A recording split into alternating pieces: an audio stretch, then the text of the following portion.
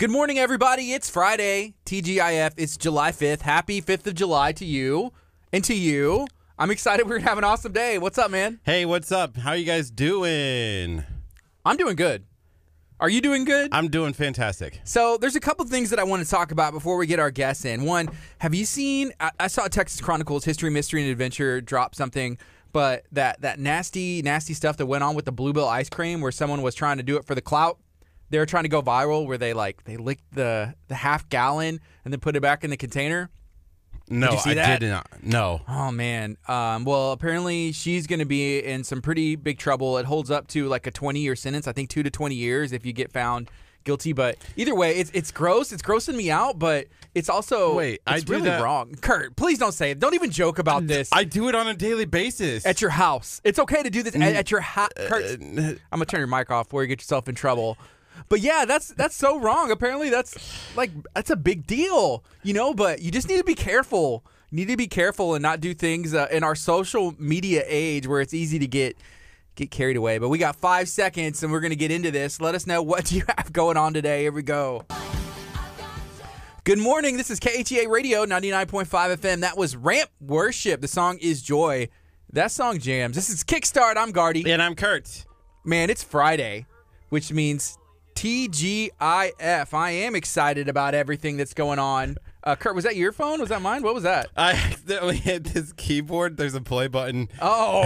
And so that's why. You can hear in the background. It's live radio. I can hear some audio. Anything can happen. It was tripping me out. I was looking at all my devices. So if you're tuning in now, hey, good morning, Kelly. Good morning, Paul. Shout out to Southern Sass Violin Moors, one of our new again partners. We've done a lot of stuff with them in the past, and I'm looking to get, maybe like 1 million shirts printed up, vinyl, screen printed, some that have to do with tacos, some that have to do with just, I don't know, anything.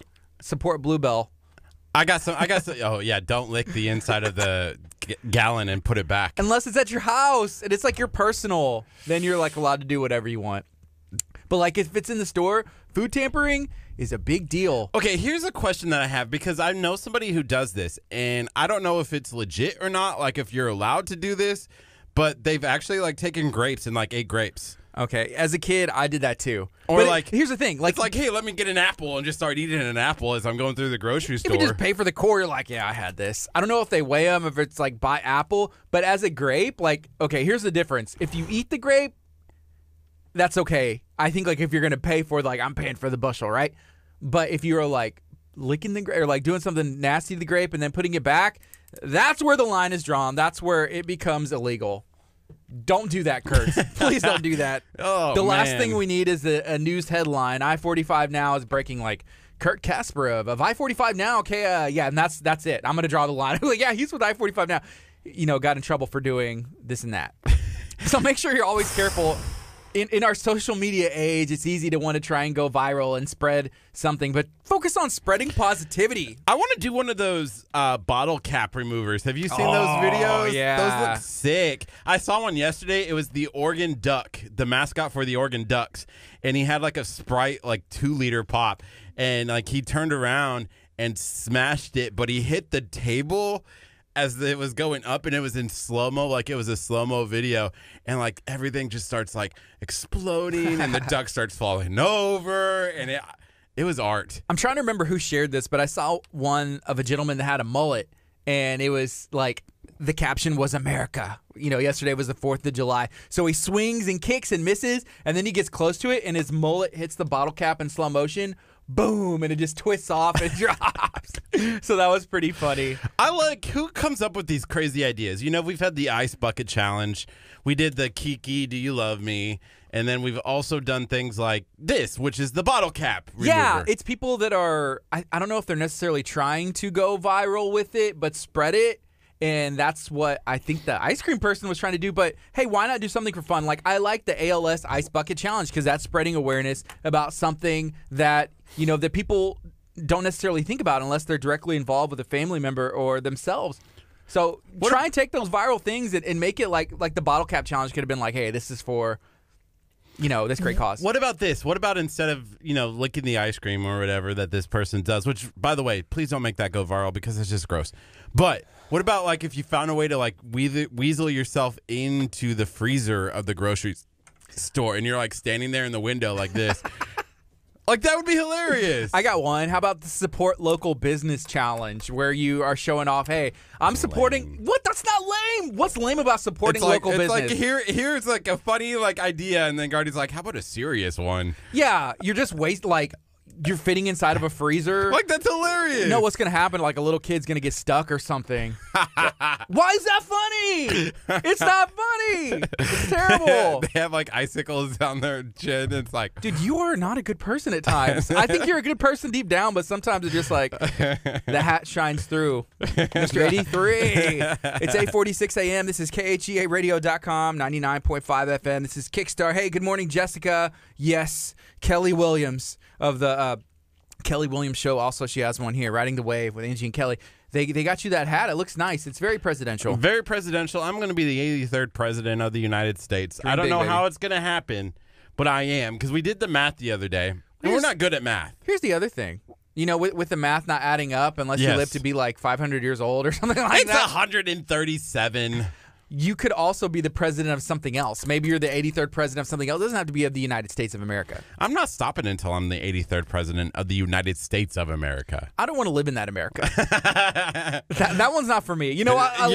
You're going to start that. I'm moving to Canada. I would 100%. I'm going to start my own. I'm going to lead the charge of, hey, we're the Republic of Texas, and we're coming back, baby. Kurt can be the president of those 49 other states, but I think it's about time. Michelle said, how about clean your room challenge? Ooh, that's a good one for summer. I bet there would be a lot of moms where, you snap, and then it's like one of those TikTok things, where it's like really quick, and it's like, oh, my room's so messy, and then I snap, and it's like, oh, my room's clean. There'd be so many happy moms like, thank you for this challenge. Kurt, the clean your room challenge probably wouldn't be bad for you either. Wow.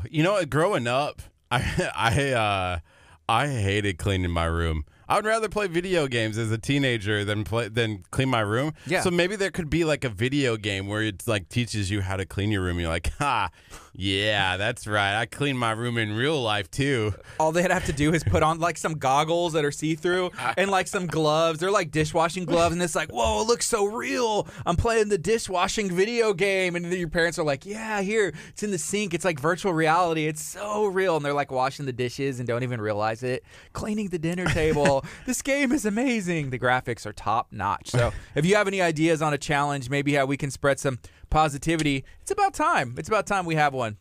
Again, it's 8:48. It's on a Friday. It's the 5th of July. So happy 5th of July to you. Did you have an awesome 4th? Were there fireworks? Did you go see one of the displays by the cities, or did you do them, in the unincorporated areas of town outside of the city limits, of course? Man, last night I was sitting outside by the lake at Glacier Court Apartments, and I was looking out, and you could see fireworks. And then I was reading the comments, like on the talk groups, and it's like, okay, stop already. Like, it's okay.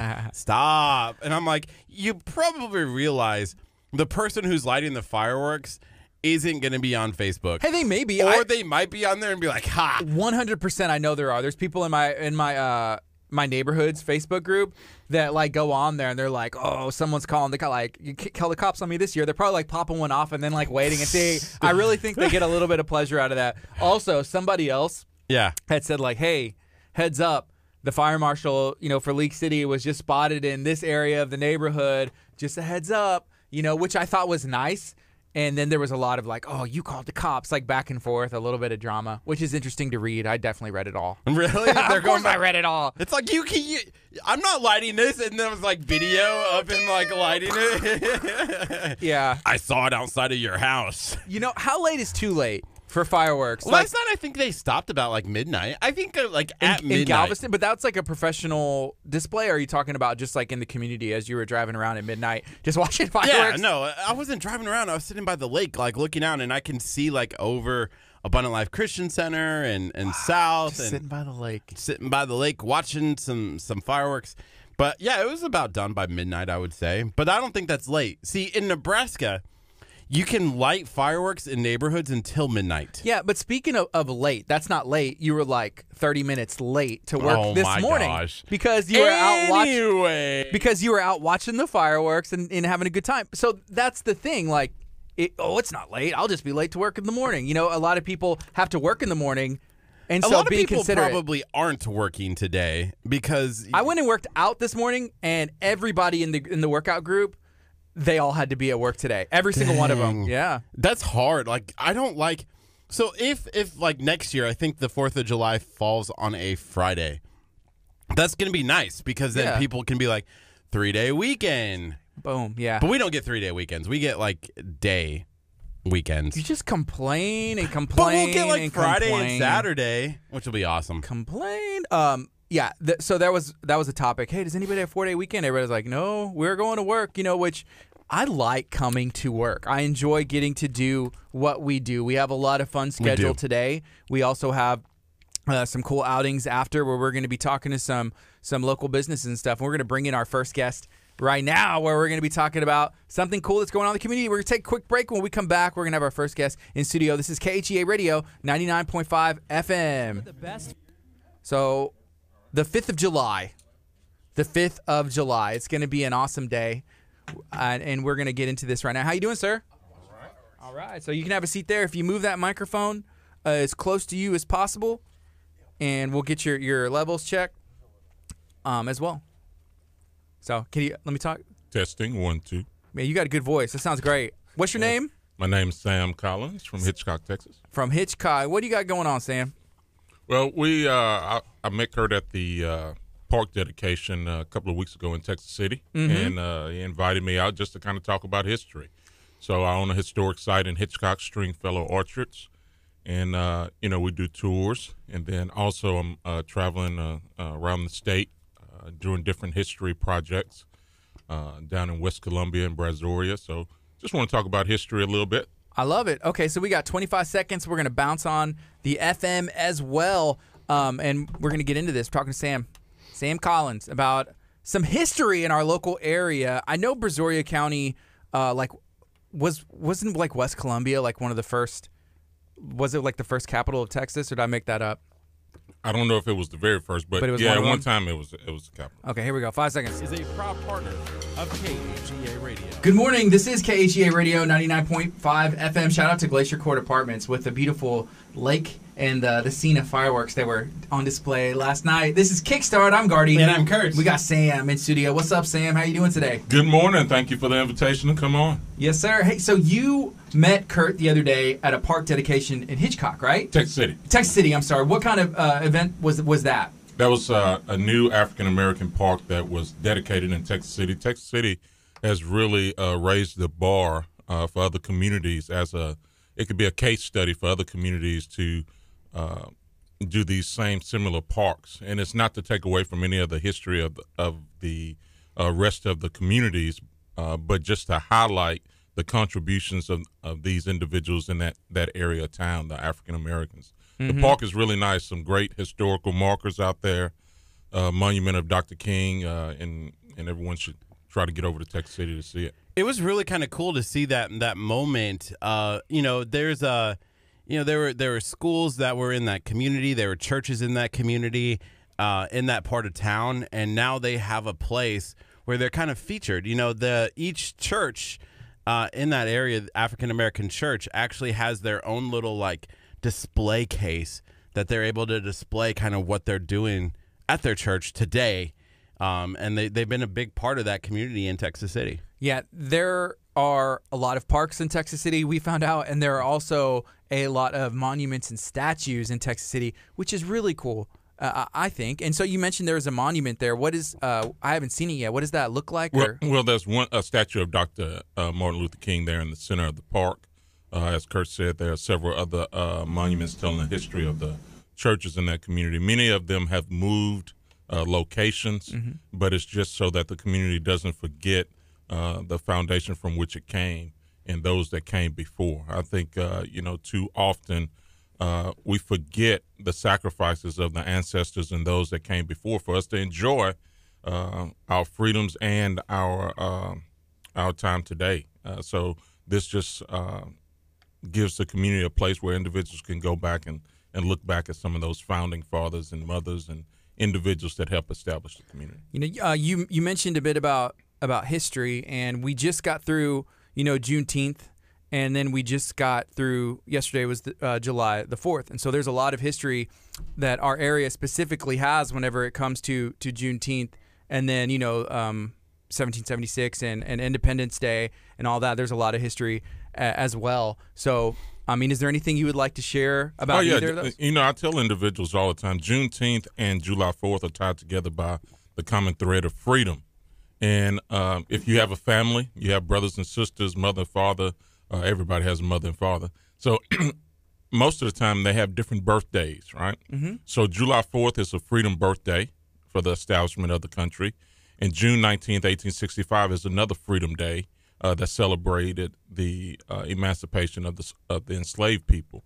So we could celebrate both. It's like, I want to come to your birthday party, you should come to my birthday party. And I think we should embrace that. And no, we were not perfect in 1776, 1865, or even today, but we're striving to be a more perfect union. So we should learn from that history and grow. So I'm excited about not only celebrating Juneteenth, but even yesterday, the 4th of July and Independence Day. I think individuals should declare their own independence, and the independence from being stuck in the box of what you already know, because you already know what you already know. Be open to learn something new history, new facts, and the National Trust for Historic Preservation, I'm on their board of advisors. They have a program about Tell the Full History. So as we try to expand the narratives of our history here in Texas and America, it's not to take away from what we already know. It's just to expand and enhance the story to tell a more complete story. I often use the analogy of a salad. The lettuce and tomato are the stories we hear all the time. But the croutons, bell peppers, hot peppers, onions, these are other things that add flavor to the salad. So this week I learned some history that I didn't know. So I'm always excited to learn something new. A few years ago, maybe 8-9 years ago, I learned that March was Women's History Month. I didn't even know we had a Women's History Month. Mm-hmm. But after finding that out, I didn't get upset and say, what about the Men's History Month? Right. I started trying to do some research about women in our community and their contributions, and I started writing guest columns, not only about famous individuals, but about the one article I wrote was about two school secretaries in Hitchcock, Miss Nadine Smith and Miss Nuss. Both of them had served in the community over 35, 40 years, serving the children of Hitchcock.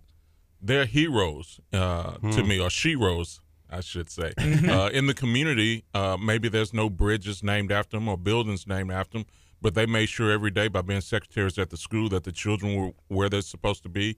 They worked in the office to make sure parents, if they came up, or teachers had what they need, principals had what they need. So the contributions of everyday people are also important, not just the lettuce and tomatoes of founding fathers that we hear about all the time. I like that you said just because there's a park, and it's dedicated to, it's Martin Luther King Park and some of the history. It's African American Park. Martin Luther King is just one of the statues. One of them in there. That it's not taking away from anything else, and it's the same thing with Juneteenth. And that analogy, that's pretty cool. I never thought of anything that way, but that's a perfect example. One of the things I was going to ask, history is huge for you. Like that's kind of your background. Why did you take up such a passion for history? Actually, my professional job, I'm a financial advisor, so I own my own investment firm, and I've been a financial advisor 19 years.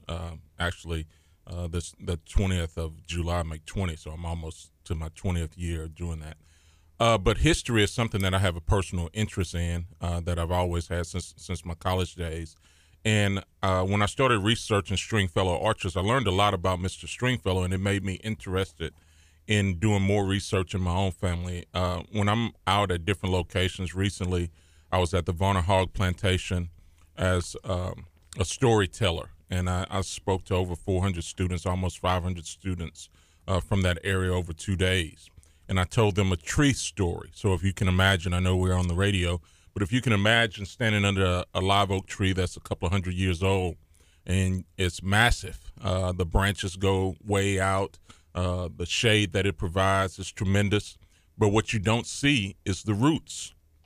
And see, just like that tree, we all have roots, parents, grandparents, great-grandparents, individuals that came before us. And it's the roots that give us strength. when we're going through a drought, it's the roots that you pull the water or the resources to help you survive. So that tree story, as I spoke to the students, I encourage them that they have roots to talk to their parents and grandparents and learn their stories, because you're going to run up against different challenges in your life, and you're going to need to know that, like my great-grandmother that lived to 104 and 10 months in the 50s, her home burned down. She lost everything she had, but she didn't lose her faith, and she didn't give up on God. So she held on to that. And whenever I'm up against some kind of challenge, I can draw from the strength of the ancestors that came before and survived. And these are the stories that inspire us, the stories of, the early settlers and again, these ancestors within our own families.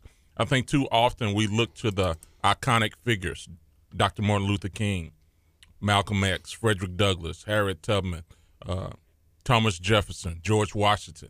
These are names we hear all the time, but you have individuals in your own individual families that can inspire you not only to survive, but to be great and thrive too.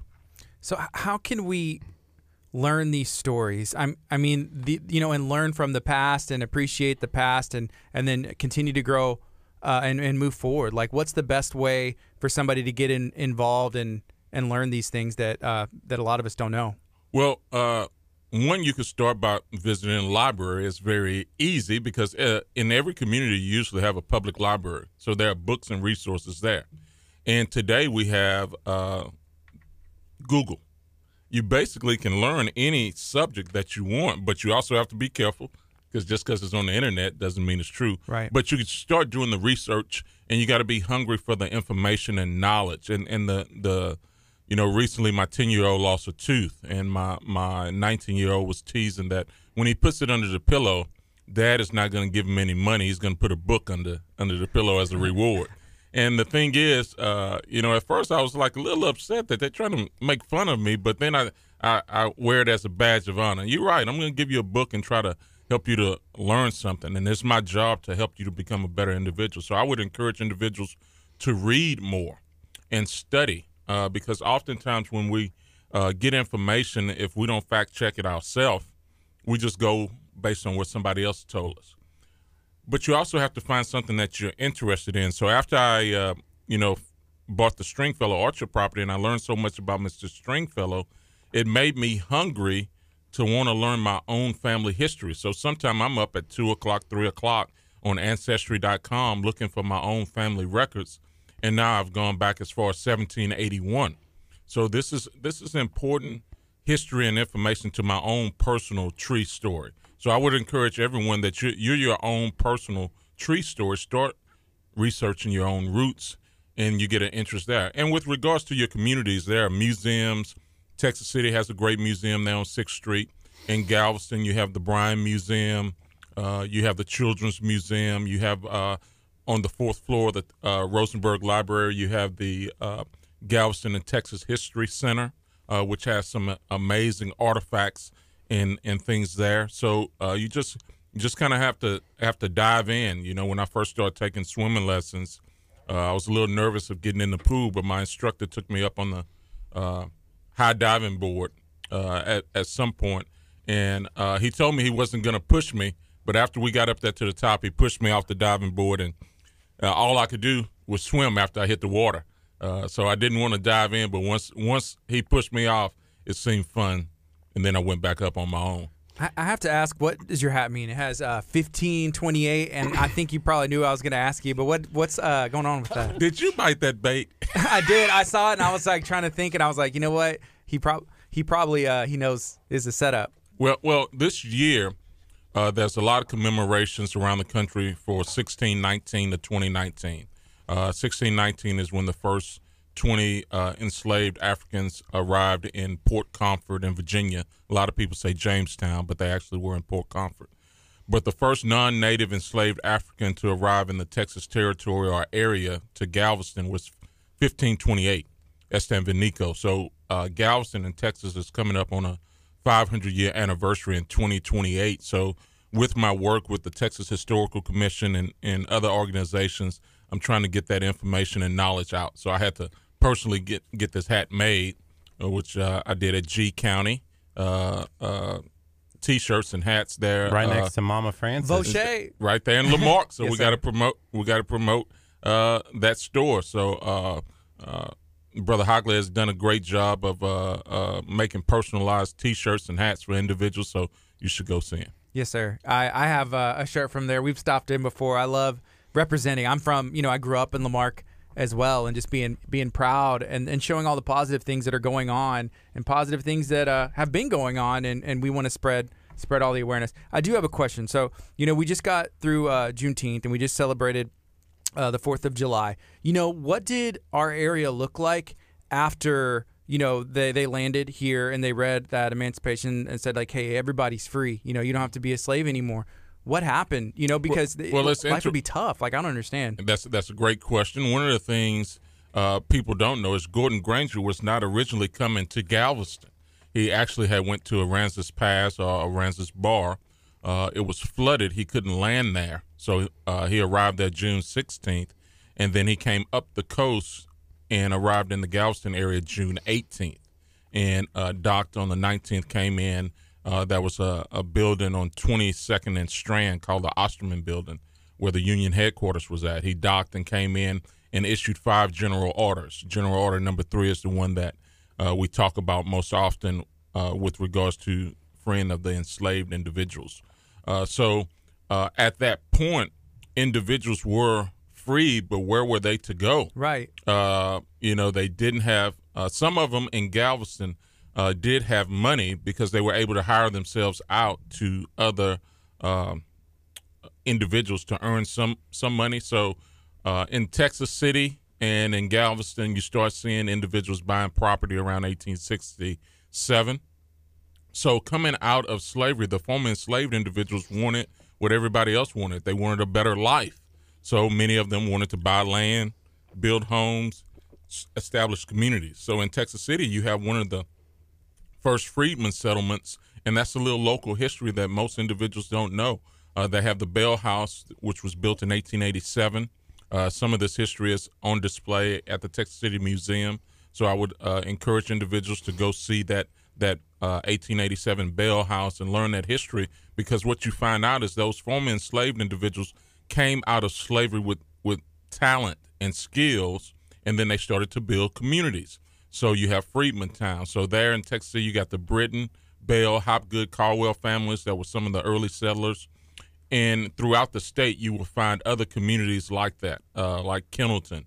In Houston, you had Freedmanstown. You got certain pockets of communities where individuals established businesses, churches, schools, in their homes. And what they wanted more than anything was just to build a life. So between 1865 and 1877, you see individuals get registered to vote. They get into elected positions during that Reconstruction period. That's a great PBS special out now by Skip Gates about Reconstruction. A lot of people don't understand this history of Reconstruction, that there was a lot of progress made between 1867 and 1877, but then the Great Compromise of 1877 pulled the Union troops or the Northern soldiers out of the South, and the South became a very oppressive state again. There's a great Maya Angelou quote that says, "History, despite its wrenching pain, cannot be unlived, but if faced with courage, need not be lived again."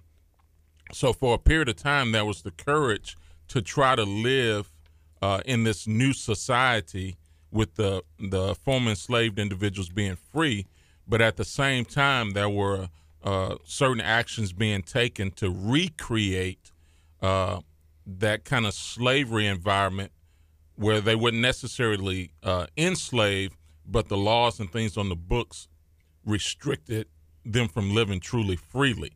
So we went back into an environment that was kind of hostile, but because of these communities, individuals had pockets of areas they could live more freely, and they had successful businesses. They started universities, Prairie View University, Tuskegee, Howard, other HBCUs.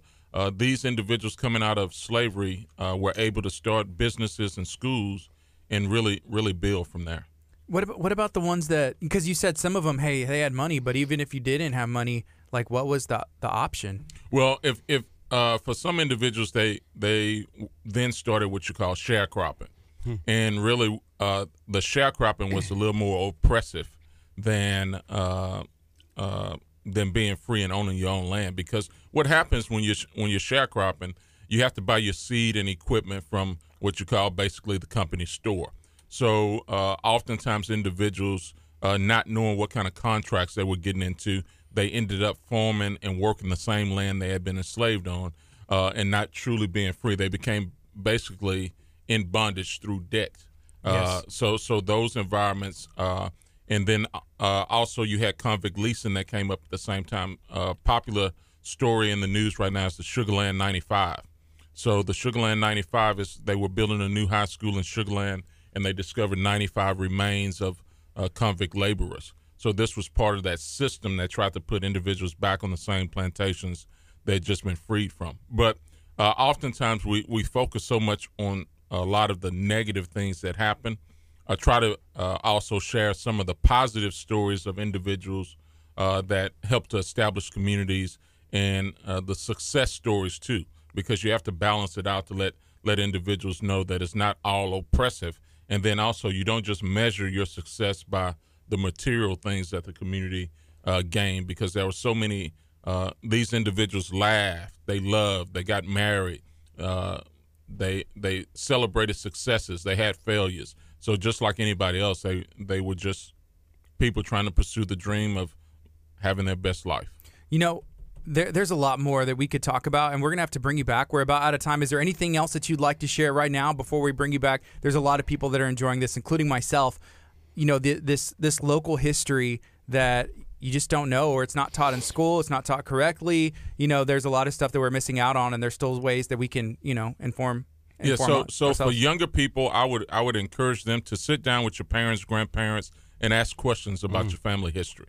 And for if there are parents, grandparents listening, cut the video games off and take the cell phones from your kids. Jump in the car, take a road trip, go visit a historic site, stop and read the historic markers in our area, and just talk more. You know, we have social media now, and we have 500 friends or 2,000 friends, but we truly don't have 5 or 10 people that we could call on. Sit down face to face. I would encourage you to do more of that. If I wanted to see my friend in the 70s, I had to jump on my bike and ride over to his house. There was no internet connection. So we need to get more connected as human beings, because even though the technology has advanced us, we think we're electronically connected, but we don't have those personal connections. And for families, you need to sit down. If you have a porch, get out on the porch and have a little story time, and grandparents listen to the young people and their stories, and young people listen to the elders, because they have a wealth of wisdom to share with us. Well, thank you so much, and we'll be in contact soon, and we're gonna have to definitely bring you back in. You're awesome. And maybe even with that radio voice, just give him a mic and just be like, go. Take my job. Go. And we create another job. We don't want to take anybody's job. We're going to create another one, right? Ooh, I like Grow that the job. pie. There you go. Hey, we'll take a quick break. Thanks, When we man. come back, we're going to have Christina Wells here in studio. This is KHEA Radio, 99.5 FM. Thank you. Thank you. It was nice to meet you. And what's your name? My name is Gardy. All right. All right. Awesome. Thanks, Sam. And we'll stay in contact because, yeah, it'd be great to have you back. See, he bit the bait on this, but you missed the Harvard. I did see the Harvard. We didn't have a chance to get to it. I'm going to Harvard in March. Okay. Yeah, Harvard, Rice. I'm going to UT. You know, doing these talks. Cool. I went to the Varner Hog plantation. I grew up in Engel. I moved to Lamarck when I was about 10 years old, and so like field trips, like we'd go out there to Varner Hog out there. Yeah, West Columbia was first capital, 1833. I looked it up on the phone. That's the thing with our cell phones. We could look up anything. Yeah. And get the answer. Yeah. Why a lot of times when I'm talking to kids, I'm like, why don't y'all? They don't even. Do you want to know what his hat's about? Just Google it. It's his IQ. Is that hot? He was having fun with you. I just jumped in there. Hey, what's up, Christina? Not much. How are you doing? I'm doing good. Hey, how did was it Houston Life? How did that go? It went great. That's awesome. Yeah. Awesome. Houston Life. Christina. Hi, my darlings. I haven't met you. I'm Christina. Hello. What's your name? Eldridge. Hi, Eldridge. It's nice to meet you. Is it Eldritch with an EL? Because I've been calling you Aldrich like forever. It's AL. It's So how do you pronounce it? Eldridge. Eldridge. Kurt. I've been calling him Aldridge too because he's like, yeah, Aldridge is gonna come and he's been helping. Kurt. I just renamed him basically. Eldridge. Well, isn't that kind of par for your course? Wow. That's correct. I mean, she's keeping it 100. Mm-hmm. Man, I was gonna bring up like I need a Harvard shirt and then just walk around. I went to Harvard. Kurt, you went to the Harvard of the Midwest. I did go to the Harvard just of the wear- Midwest with my hashtag 83 IQ. Yes. Hashtag 83 IQ. You're crazy. That's my hat. Thanks, Kelly Williams. She's watching right now. Kelly said, hey, Christina. Hi. What's up, folks? We got Christina Wells here in studio. We got 18 seconds. We might as well go on the FM as well. Get into it. Go ahead and share this video if you like Christina Wells. Go just share it. Yeah, Share that's it a good now. idea. Share this video if you like Christina Wells. Here we go. Good morning. This is KHEA Radio 99.5 FM. This is Kickstart. I'm Gardy. And I'm Curt. It is 9:17. I forgot who I was there for a second. I was like, and I'm Christina Wells. But I know that doesn't That's work. not what's happening. No. You're not Yeah. Christina Wells. You're Kurt Casper. But we do have the best thing, Christina Wells, and then someone who was about to claim Wow. her, Christina Wells. What's up, Christina? How are you doing? I'm good. How are you? Doing good. So we saw you when we were hanging out with Pierre Castillo at his season finale for his show. You did a Yes. couple songs. Yeah. It was powerful. You brought the house down. Thank you. And it was a great time as well to be able to hang out with some friends, and I always know. good to see Pierre. It's always good, and I love Pierre because Pierre is one of those people that he takes risks, he does cool things, and the show he's doing is really awesome. And I love that he always figures out a way to bring like us together. Yes. Because that's how we found each other the first time was through Pierre. More the women's conference. It was, yeah. which is coming up later this year. October 11th. Sounds right. Because Sounds it's right. right the day before the October 12th, which is our Talk of Taco. Oh, that's right. Okay. Our okay. taco cook-off, and his is the day before the women's conference, the Bay Area Houston Women's Conference. How cool would it be to have Christina Wells singing at the Talk of Taco cook-off? That sounds like a pretty cool idea to me. I love that idea. It is. It is. You There's should- going to be you should- 600 cooking teams here, so there might be like 100%. It might be your biggest audience that you've ever ever that had. ever. Which you've had. I mean, like, what is the largest audience, including television, like all at one time? Millions. The largest audience, including television, is 16 million people at once watching Okay. me sing. But the largest live audience is, I think, 30,000. 30,000. Where at? When I sang at the Toyota Center, I sang for the Rockets playoffs game. I remember that. Yeah. And you had posted some pictures because I think was one of your sons or both your sons there with you? That day, one of my sons. But on New Year's Eve, I sang also at the Toyota Center. Okay. And I think that night there was 15,000 people there. Oh my goodness. But both my boys were with me that night. Yes. So much fun. So much fun. You know, for them, even for you, for me, I feel like that's a memorable experience. Just like yeah. being able to see that happen. That's amazing. Yeah, it's funny because I always joke and say that my kids are they're just kind of laid back. Like I'm like, oh my gosh, can you believe this is happening? And I think it's one of the biggest compliments because they're always like, yeah. Yeah. They're never like, no, we can't believe it. They're always like, yeah, we figured you were going to do something pretty Yeah. big. But I will tell you, when we went to the Rockets game for the first time and they were this close to those players, then all of a sudden I was cool. Yeah. Then all of a sudden I was doing something cool. I haven't had the opportunity to meet your sons, but just Oh, seeing yes. them in pictures, I feel like they are cool. Like just seeing them, I was like, they got style. They cool. do. Just like, They do. They're what's up? amazing. They're amazing people. And if you've looked at my music video for Ready or Not, they're actually the ones walking behind me setting up the scenes. oh, That's really? them. That's a little Easter egg. Yeah, a Okay, little cool. bonus feature to the video. But yeah, my boys are amazing. Was that one take? Yes. It seems like it was That's one a take. one take, one shot. Well, I was looking for the cuts. There I are no was looking- cuts. There are zero cuts. Yeah. There are zero cuts. That is a one take, one shot. Literally the choreography of the entire music video from the minute that the camera starts to the camera crew moving, them moving the scenery, me singing, and then the 4 scenes happening to the big turnaround to the all one shot. Where did the idea for that come from? Well, the whole thing happened with the music video was that I wanted to do those scenes, but I wanted them originally to be of my life. So here are moments that I've gone through difficult times or troubles. And so when we first started casting, we were looking for young Christina. Right. And then people who would like done things to me when I was younger. I saw the casting call. I Yes. remember that. Yeah. So young Christina and then like the mean boys, the mean girls, that kind of thing. Well, whenever we did the casting call, I had brought on this director, David Wynn, who is phenomenal, amazing with Ox Pictures. And he told me, he goes, what you're wanting to do is like a mini movie. He's like, he goes, and unless you have a Travis Scott budget, we don't need to discuss I it. thought you'd be like, okay, and I know, exactly. Like, let's He's go. like, we want, he goes, what you want is you want different scenes and people and places. He's like, what about theater? And I was like, what about theater? Because, you know, that's a big love of mine. Right. He's like, what if we put on like a musical theater, almost like a play within a play? And I'm like, what do you mean? He's like, what if You Are Singing is the play or the show?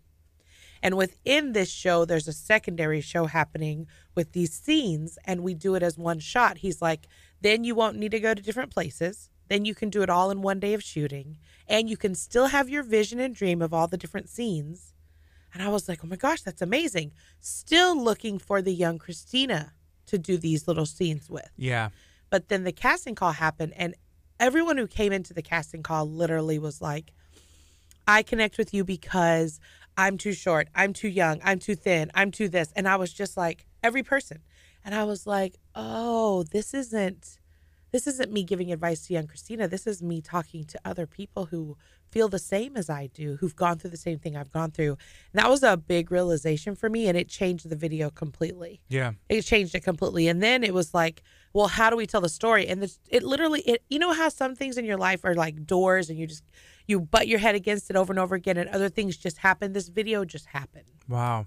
Well, the one take just blew my mind because I was like, there has to be a cut here somewhere. I watched it multiple times, but there's not. I mean, I'm sure y'all filmed it multiple times. Like, how many times did y'all fill it? You ready for me to tell you this? Don't tell me one take. They all did one take because I'm going to get mad. We only did it 8 times. Okay, that's and amazing. And that take was number 4. Wow. That take was number 4. We had booked the day to film from noon to 10 p.m. at night, and me and some of the crew got there at 10 a.m. like getting things ready. I'm putting makeup on, people are getting ready. You could feel the energy, the magic, you know what I mean? That something great was happening. They went out, they did the choreography, and we did one take where he filmed it with his phone just for us to understand what was happening, and he showed it to us, and all of us were like, oh my, this is amazing. Literally 8 takes. We stopped at take 5. We looked at them and we knew we had at least 1 or 2 that would work.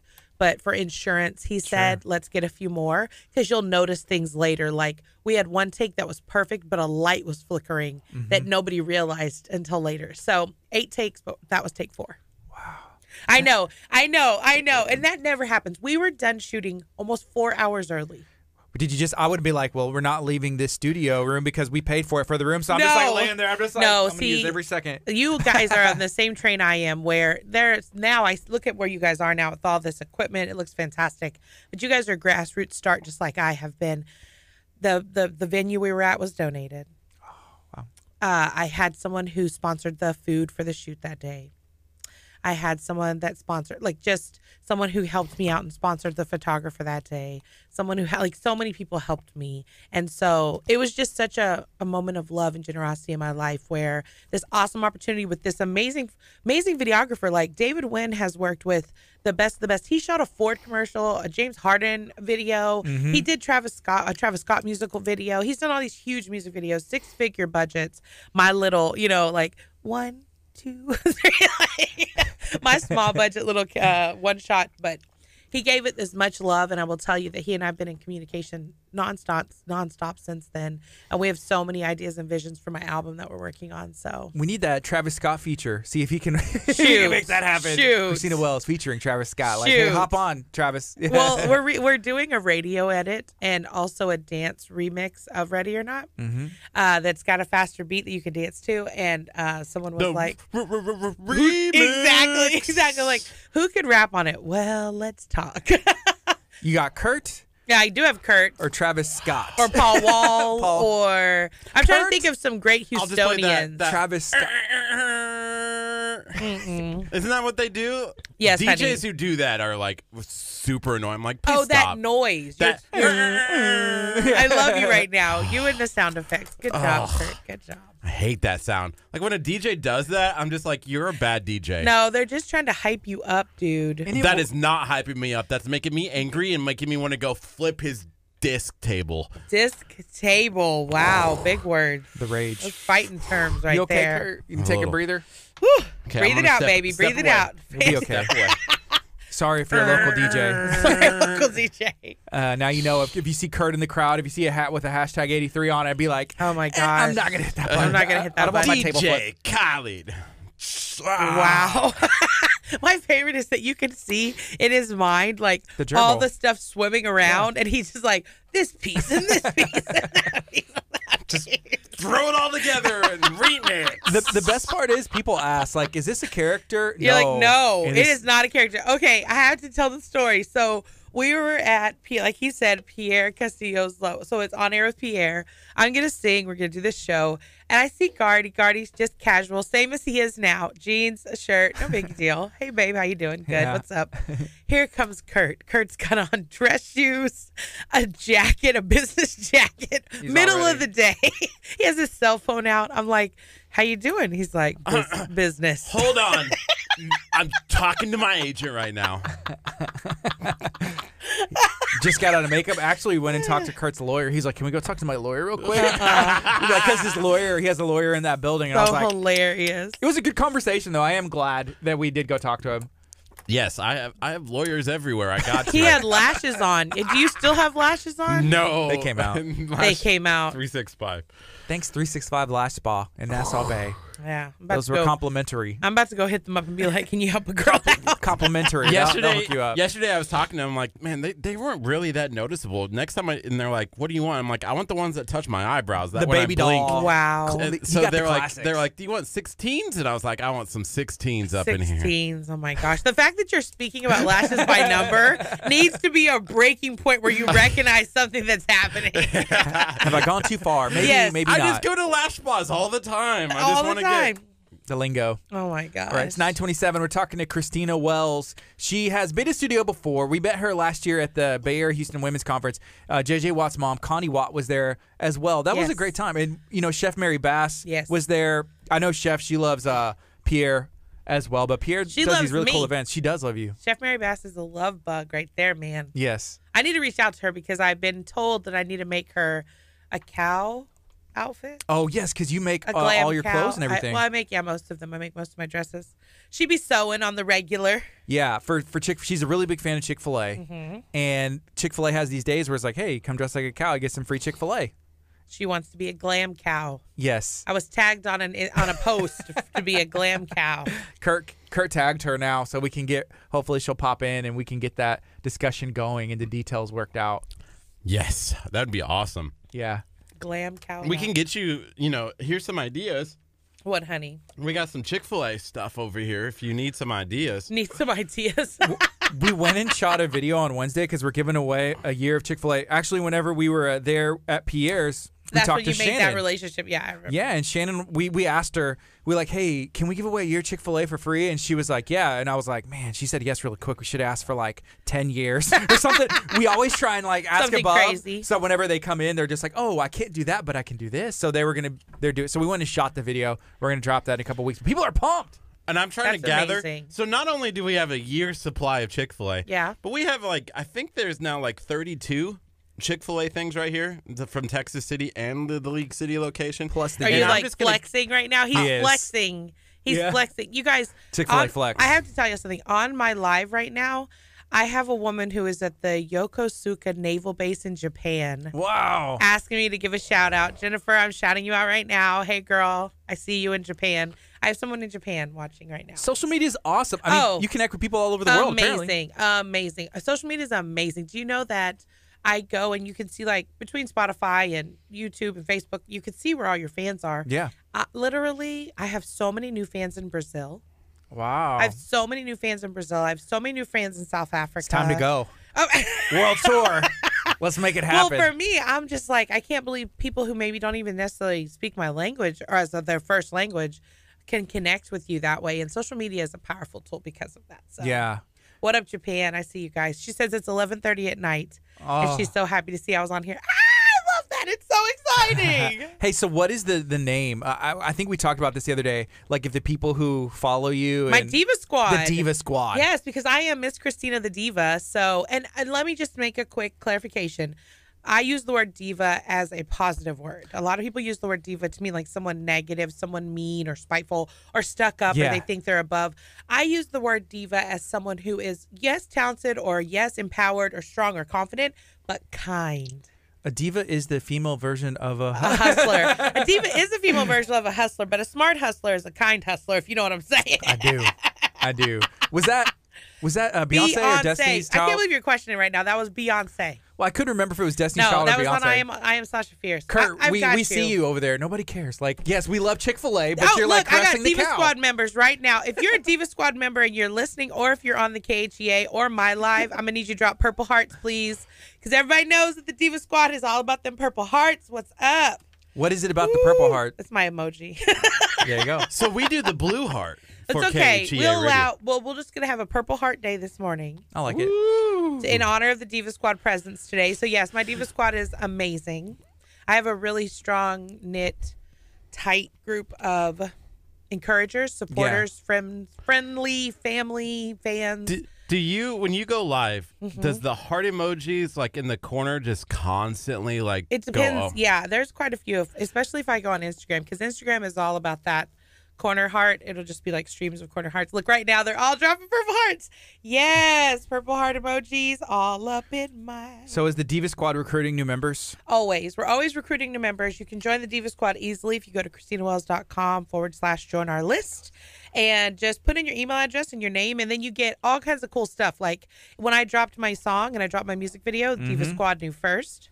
Oh, yeah. Yes, whenever I put out new merch, Diva Squad finds out first. Diva Squad gets all kinds of extra bonuses, and there's fun things coming down the pipeline for the Diva Squad. So if you're looking to join, now would be the time, my friend. I got the perfect diva right here in studio. Yes, you do. Kurt is the diva. A little bit.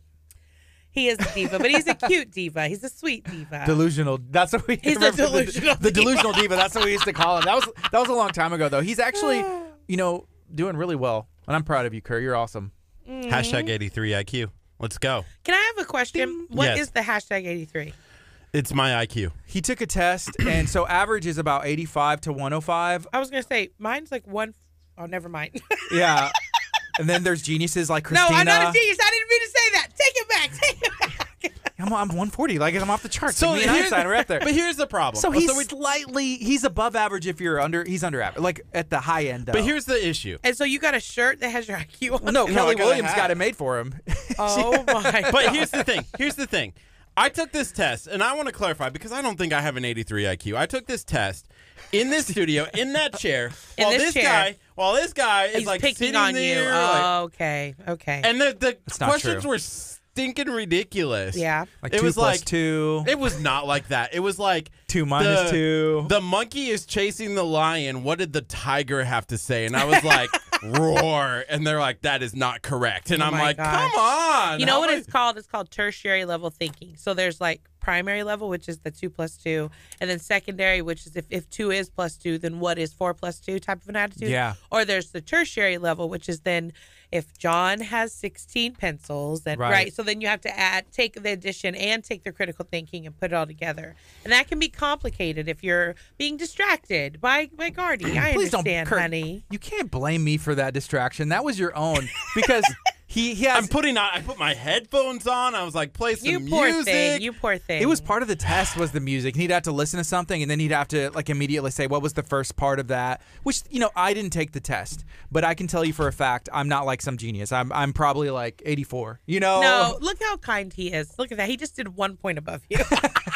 I'm probably like Therefore 84 to be fair. stating he knows 84. he's smarter, but just a little. Just a little bit. When you're dropping tertiary or whatever big word, Tertiary. That's big the word one. that you use. I never heard that word before. I'm like, yeah. Like it's like, okay, there's her Interest. 140 IQ versus my 83. But Like, you're an educated woman. You've been a nurse, and you still are. Yes, I am. I have a bachelor's degree in nursing with a minor in gerontology. So that's a lot of science classes. It is a lot of science. I'm a science geek. Really? Like if you, yes. And so sometimes people will ask me something and I start to answer. I'm like, oh wait, I don't know if you really wanted The me terms. to. I'm a super science geek. I love science. I think scientifically. Like I have a voice teacher that I've been working with recently, and he speaks medicine. I mean, he talks about placement in your face, bone structures, sinuses. Like he talks about the physical anatomy, and it is magic for me.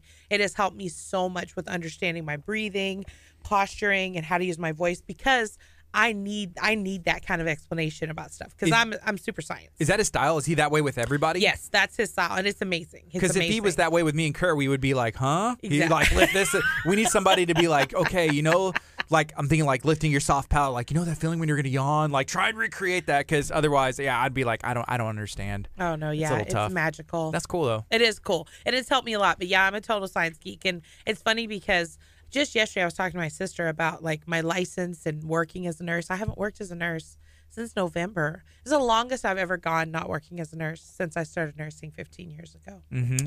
It's very bizarre. Do you miss it? I do. I miss it, but I miss certain pieces of it. Like obviously standing on my feet 12 hours, not so much.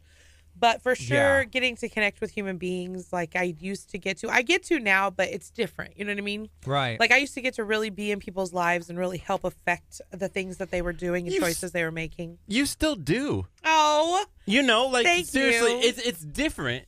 It is because different. it's a song like your new single connects with people that are like, hey, this is my battle cry kind of thing, and Yes. I love that. Thank you. That you when you were on Pierre's show, you said like, this is my battle cry. This is like, I grew up and it was like people told me I was too loud. Yes. People told me I was too, whatever it is. People say that your 83 IQ is going to define who you are. But you say no. Like I say that all the time. We joke, but it's so true. People have such a tendency to say what we can and can't do or decide for us. You know what, Christina? Like one of my favorite stories, Brandy, the singer Brandy? Yes. When Brandy was in high school, she met with the high school counselor, the guidance counselor, and she was talking about careers she wanted to have.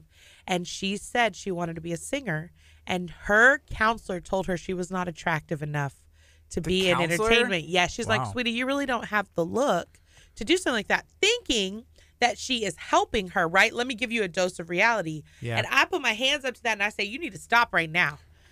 Don't be given doses of reality. I was told I was too fat for TV to be Really? a TV reporter. I was working for a professional as a sophomore in college. That was what I was studying.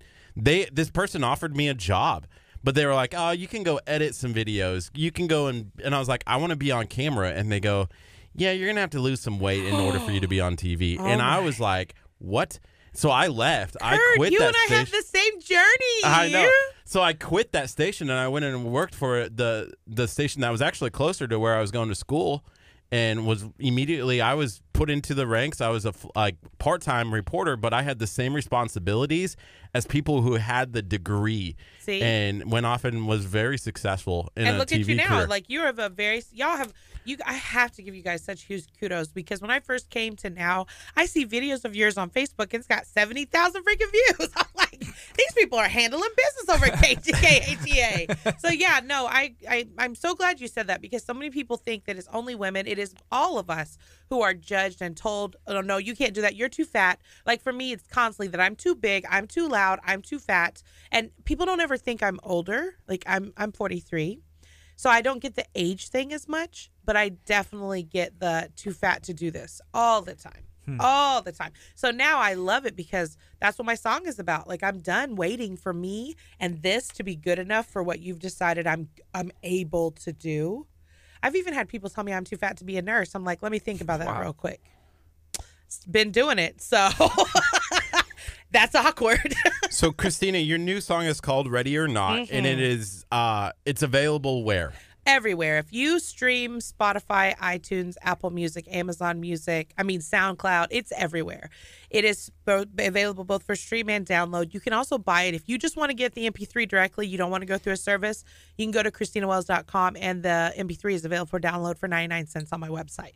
Easy peasy. Available everywhere. And you're working on a radio edit. Yes, the radio edit is going to be coming out in just a few weeks. It's there's like a talking piece at the end of the song that we removed so that we could put it on the radio, because 3 minutes 30 seconds is really the radio length of time. Yeah. So that's what it is without the speaking. And then we're also working on a dance remix, which you will hear in the next few weeks also. Has any radio station said they're playing it yet? 102.1 interviewed me, and they talked about playing it for me on Magic? The Quiet Storm. Yeah, Magic. Yeah. So right now we're still new to that world, so I'm hoping to get some radio play out of it. I was going to say, because I think the song fits our purpose, correct, here at KHEA Radio. So we want to play that song on the radio as well. It's a local community. It's positivity. What? Yay! And the quality sounds amazing. Thank you. Where did you get it? We recorded Sugar Hill. And you know what I will tell you? The mix was done by Chris Godby, who mixed Justin Timberlake's last album. Wow. And the mastering was done by Dave McNair, who masters for the famous of the famous. So I won't lie. Billy Dorsey is who co-wrote the song with me. And he has a production company called The Bridge Life, and we live the Bridge Life, because he says that he's the bridge to what people are hoping to do and the dreams they're hoping to make happen. And he just has helped me to reach out and to get the tools I needed to have the quality I need to have. He tells me all the time, he's like, we need industry quality, Christina. We need industry quality. So thank you for saying that. That means a lot. Yeah, we talk about that all the time with quality is key. People don't want to tune in and listen to something that's not okay. They don't want to watch something that's not in high definition. Exactly. And so we're all about that here at KHEA Radio. Yeah, but quality, but also the information too, making sure it's a good message, but it all comes together. Sugar Hill is like a legendary studio. Mm-hmm. It is. Everybody's recorded there. It's so true. I was actually doing a recording session at one point, and I had to leave because Solange was coming in, and she needed the whole studio. Lil Wayne has recently recorded his most recent project there. So many people who come into the city of Houston want to record there. So I was honored and grateful to be able to record this there. Yeah, awesome. This is a team effort to put out a beautiful track. Is there any ideas or thoughts or songwriting planning in your head? Well, right now we're actually already in talks and working on an album where Ready or Not is a piece of a larger pie. And it is an album that is definitely going to express all the feelings that I have. We talk about all my feelings all the time because I'm an emotional creature, and so Ready or Not is like my Here She Comes, and Here She Comes is the ship. That's the album I have working on for the fall. So, and I'm also working on a children's book series. Cool. And I'm also working on my clothing line for plus size women. So lots of fun things in the works. Let's talk about the clothes. Oh, yes. Yeah. So where do you get the inspiration for the color and the designs? Actually, I think my biggest thing is, I told someone the other day, whatever people say I'm not supposed to do, I try to do that exact thing. Like, if you think I'm a big girl so I shouldn't wear prints, let me go find that print. If you think I'm a big girl so I shouldn't wear a loud color, I'm like, what's the loudest color I could find? And also, I love to do themes. Like, when I sang at the Rockets game, I made a Rockets dress. And I'm actually releasing a video today of the behind the scenes for that, which is like seeing me make the dress, seeing me perform at the Rockets game itself. So I love to make clothes that are dedicated to events. And I'm actually thinking about making some of those dresses that I've already worn available to the public if people are interested in buying them, because it might be like a memorable item they'd like to have, but maybe it's not a dress I'm going to wear again, because a lot of people have expressed so much interest in my dresses. So yeah, the dresses are a huge passion piece for me. It kind of sprang from the idea that I didn't have enough money to buy a new dress every time I sang, but I can make a dress for as low as $25. Wow. Yeah. Yeah. And that takes a lot of work and talent as well to be able to sew and do that. Where'd you learn to do all that? My mom sews. Yeah. Well, she sewed when I was a little girl. She made a lot of our clothes. And about 5 or 6 years ago, my friend had a wedding, and she asked me to be a bridesmaid, and I was struggling a little bit financially. I was in school at the time, getting my bachelor's finished up. And so I was like, well, I can make the dress. Well, making a dress back then took me weeks, and now it takes me about 3 hours. So big learning curve. Wow. Hey, somebody mentioned, this is Jazz, she said, I want a taco dress, because she was talking about our taco cook-off. Taco dress would look pretty cool. So for when I sing at the taco cook-off, I'm going to wear a taco dress. What's it going to look like? What's the design? Oh, well, I mean, it could be a taco print. Or even a better. Taco. I was thinking a taco. You want me to be an actual taco? Because that's not a very flattering shape. But we have a great design. We just need somebody to make all tacos are beautiful. The mascot. All tacos are beautiful. If you need a taco mascot outfit made, are y'all actually gonna have a walking taco? Okay, here let me bring it up, and you tell me if this, Oh my goodness. if you can turn this into something worth a mascot, I'm all day. While Kurt's looking for that, we have another question. Do you have a website for your dresses? I have an Instagram for my dresses, which will be Christina Wells Fashion. Okay. You can see the material I'm working on. You can see all the dresses that I've made. So if you like Instagram, and even if you don't have Instagram app, just so you know, you can go online to Instagram.com/Christina Wells Fashion. And then you can see all my dresses. So that's the logo, and we made them very cartoony, It's but just adorable. the colors and I don't know. It's adorable. Let me tell you how to make this happen if you Okay. really want to know the truth. If you wanted to make this happen, I would get yellow felt. Mm-hmm. And I would make like the taco out of yellow felt. You could even spray it and get it to stiffen. And then, I mean, cutting out lettuce and the green and the red. I mean, this is not that complicated. Just like I was thinking, like yellow felt, and then just like at the bottom, just like the other colors kind of popped in there. I don't know. you know what? Actually, you could make suspenders and make the taco come across the body like this and come down to the sides so your arms could be out. And then here's all the lettuce and tomatoes. And I'm pretty sure, hold on, let me reach into the sky. I'm pretty sure Curt should wear this. Oh, he would love to. I'm pretty sure Curt should wear this. I What think, am I? So my face would still be exposed. yeah, completely. And you just have on the straps. And then his face would be right here at your tummy. Because the tacos go to the tummy. Yeah, they do. Woo, they're yummy in the tummy. My favorite memes are those ones where it's like a picture of athletic people and then a picture of chunky people, and it's like, this could be us, but we love to eat tacos. Oh, yes. Tacos are delicious. Wow. Hey, Christina, the other thing that we wanted to, because I see that we got about 14 minutes. Yeah. And I want this to marinate a little bit, Okay. almost like a taco. Okay. Almost like a taco. Like a good fajita meat. I'm ready. So we reached we had a goal this year where we Yes. wanted to get to at least 10,000 likes on Facebook by the end of the year. Okay. Right? We had 1,000 last July. Okay, so it's been 12 months. It's been 12 months since we had 1,000. Okay, and where are you at today? 8.5 Nice. On Facebook? on Facebook. Come through with the 8.5. Right. 8.5. That's fantastic. So we've updated our goal. Okay, You know, what's your new because goal? when your goal is like, hey, we want to do this, and then you realize like, hey, that's obtainable. Then let's you need a higher goal. That's right. So we are about 1,500, and we want to get that this month. Oh. So by August 1, we want to have 10,000 Facebook likes. Okay. That's our hope. So there's a feature on Facebook that helps. They just Okay. They updated it. updated it because in the past, if you wanted somebody to like KHEA and you wanted to invite all your friends, you literally had to go through and invite. hit the out. I have done it It's Yeah, so insane. personally. Yeah. So Yes. now on the community tab, if you go to community, Okay. you can actually invite all of your friends on your mobile device in one fell swoop. Whoa. You just say hold up, check all, and invite them. Oh my goodness. So here's what I'm gonna do, and I'm gonna create. Christina, you have a lot of friends. You have 5,000. I wish I was one of them, but there's no room because you're limited out. I'm sitting here on like. Do you know how on many people pending forever. complain to me about this? I wish that Facebook would change Yes. that limit. Like Here's- I have. Do you know what I have in requests waiting to be my friend? Yes, I do. But here's the only issue I have is whenever I go look at her friends list. Kurt, can you switch to this camera? And I'll show you who is like number one is a gentleman that's sitting across from me in a great looking photo. I see all my friends. I'm like, okay, yeah, Pierre, Kurt, Mary, Natasha, Susan, and my buddy Derek Land. Which I understand you're capped out, and I'm sure that happens a lot because you meet a lot of people. I do meet a lot of people, and I try to go through because there are some people that really like their pages aren't really real. Yeah. You know what I mean? Because you just get. So I'll go in and I'll try to find so I can fit everyone. But I wish that Facebook would change that because like. It's I have so many people I want to be friends with. Like, but I follow you now, so that way I'm sitting here one day. Hopefully, somebody deletes an account. And there's one extra. I'll be like, boop, you'll be popped right into popped there. in there up.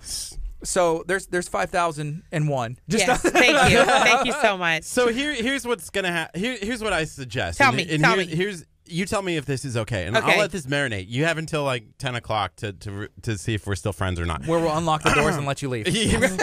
I'm gonna invite all my friends. Okay. I have 1573. Okay, come on, So it's not 1573. I'm gonna select all, Okay. and I'm gonna invite them to like Christina Wells' Facebook page. Oh my God.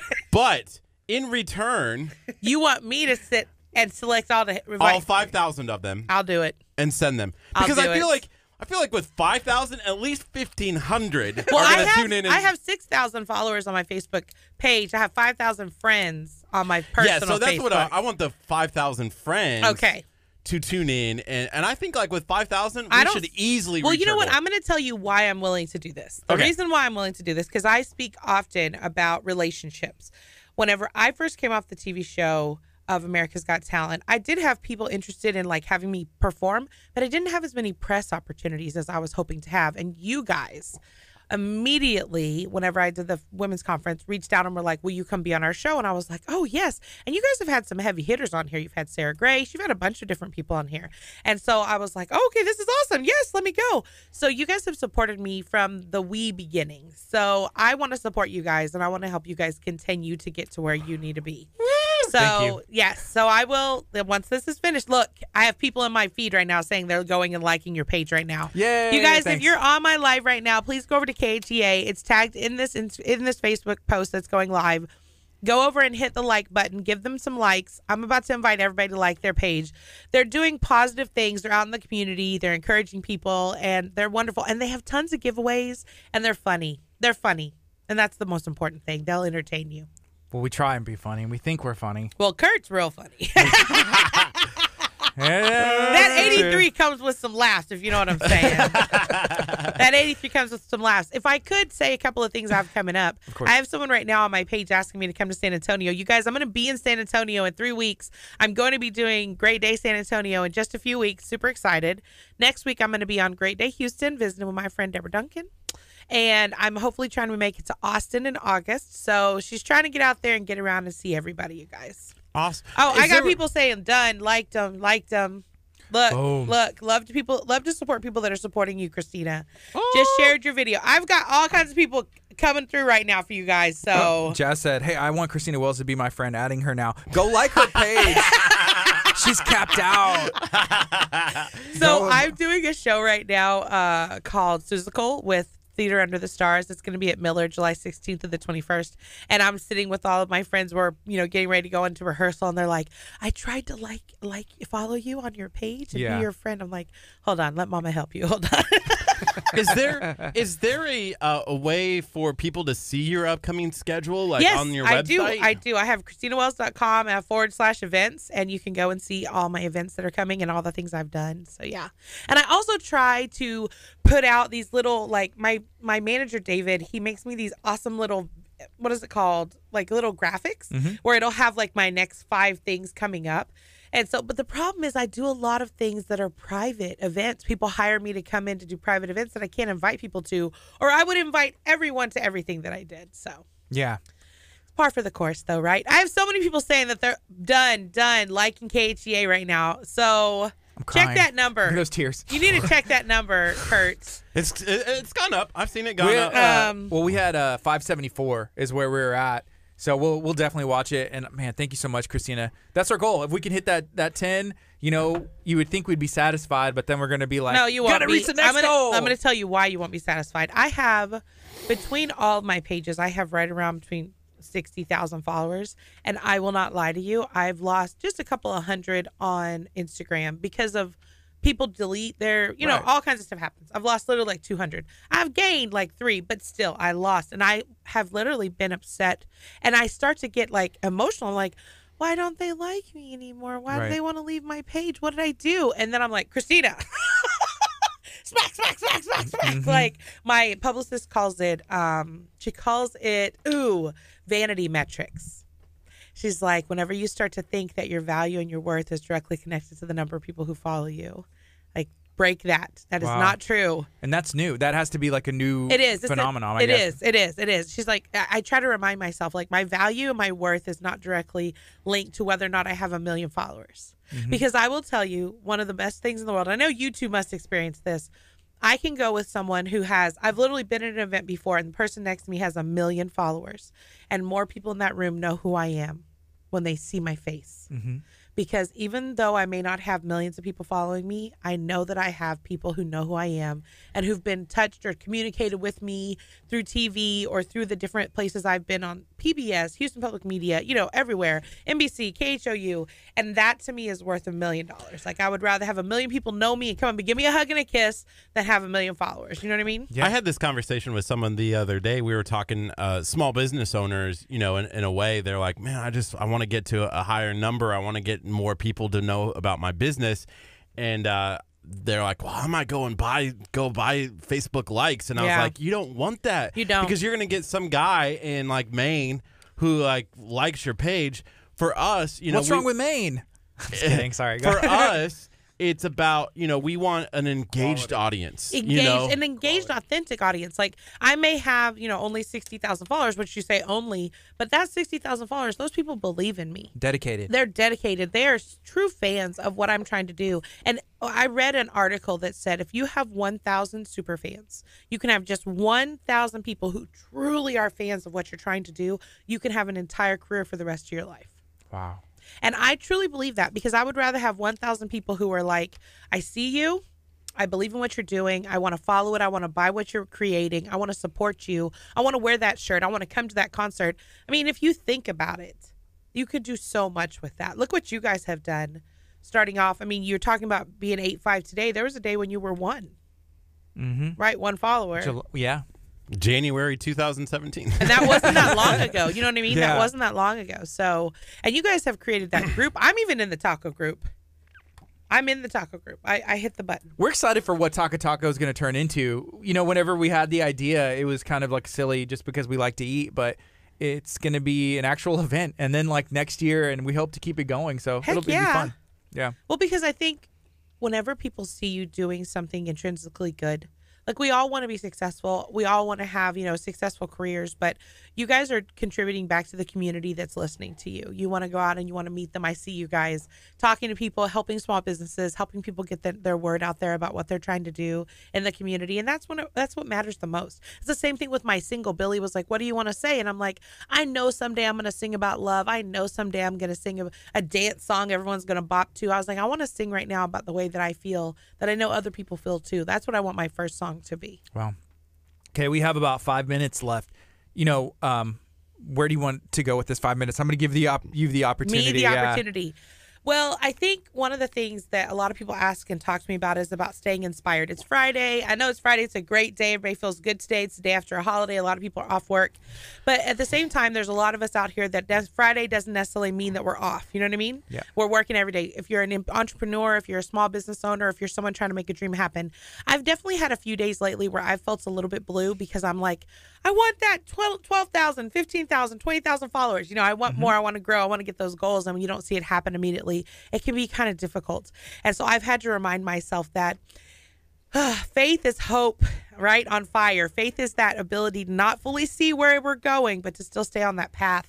And I've had to really utilize my faith lately and remember that I may not see exactly how this journey is going to end. I may not see exactly where I'm going to land, how high that mountain may be, or how high the hill may be, but I have to stay positive. I have to stay focused. So if you hear my voice, and you have been struggling and you have been challenged lately with trying to stay focused on the dream that you have, whether that dream is something small and simple inside your heart, or whether that dream is climbing Mount Everest, or whether it's like me and you want to sing for the world, just know that dark days come, difficult days come, and if you can stay positive, you can keep your faith alive, you can keep your hope alive, keep your heart positive, that you can make anything you think possible. Anything is possible. I'm glad you said that. There's been days. Yeah. Where it does, and I'm sure I'm not the only one. And No. I'm sure Gardy's, Gardy's been through there, and all Eldritch over Eldridge here. over there. Hey, baby. I'm What's sure. up? I'm sure that he, we've all had those days, and it is a good reminder to just be like, hey, better days are coming. It's true. We just have to. My sister and I were talking yesterday, and I told her, I was like, one thing I keep forgetting is life is hard. Like, I keep forgetting it because I'll have some good times, and I'm like, then something bad will happen. And you're like, wait, what? No, life is hard. Life is really hard. The difference between a happy life and an unhappy life is your attitude about it. You can only control how you feel about it. So if you're having difficult times or you're getting hit right now with a lot of difficult things happening in your life, can you still smile? Can you still be positive? Can you still figure out a way to stay positive and get through it? And sometimes we just need to be reminded. Like right now, if I'm reminding you and it's making you think, oh, you know what, she's right, I can do it, then that's all sometimes we need. Sometimes we need more. Sometimes we use other things. That's why music for me, speaking to people, it helps me feel positive. Like right now, it helps remind me that I have a purpose, and I have a calling, and I have a reason to be out here. And I know what that is. And if I'm using it and I'm doing it, then only good things can happen. So I just want to remind everybody of that same thing. You take it a day at a time? I do. Whenever you need to? I do. I wake up and I'm like, all right, here we go. let's do this. Let's do it. Because that's all I can do. I can only take it a day at a time. I can't know, especially now, especially trying out this singing thing. I've had some ups and downs where more people may know about me singing than ever before in my life. But, you know, trying to follow up a career of singing versus a career of nursing has been financially a challenge, especially because I'm not signed to a label. I'm not signed to a record deal. A lot of people don't know that. I actually started my own production company coming off of the show America's Got Talent, and I have been producing everything you've seen myself. That's expensive. It is. It's very expensive and it's very challenging. And so that means if I think it and I dream it, I can make it happen, but can I pay the bill? And so it's really forced me to realize and recognize that if I want to make this happen, I have to, like, I got to keep on hitting that hammer to the nail. You know what I mean? Like, it's got to be every day. It can't be sometimes, and it can't just be when it's easy. It's got to be when it's hard too. And that's been a journey, but it's a journey that I'm grateful for. And I know this time next year, just like you guys are talking about, I was at and now I'm at, I know that this time next year I'm going to be like, and can you believe, insert amazing thing here. Yeah. Would you be open to signing with the label? Right now, no, because I don't want to give up creative control. Like look at my song. My song is 100% completely pure Christina Wells. Every word of that song, every note of that song is me. And I wouldn't change that for the world. Whether or not that song only touches 20,000 people in the whole world, at least I know exactly my message. I would rather that than have a song that reaches millions that doesn't speak the message and the energy that I want to share. Yeah, you'll see. Well, at least I have. I've seen artists. The first one that comes to mind is Pink. You know, like I remember when Pink came out and she had like her style. And then like the next couple records, I was like, this is who she was the whole time. Exactly. But that, you know, the label comes and like, this is what we're going to do. This is the lane you got to roll in. Yes. And, you know, Post Malone, or that's what I think of. Well, I had a PR company that we were using when I first came off the show. And we had a conference call, me, my manager, and the PR company. They told me on the phone that I just needed to sell my soul for a few years. Then you can do it. Then I could do what I wanted to do. And I was like, I'm 43. 5 years of selling my soul, I'll be almost 50 years old. So you're saying I can't be who I am until I'm almost 50?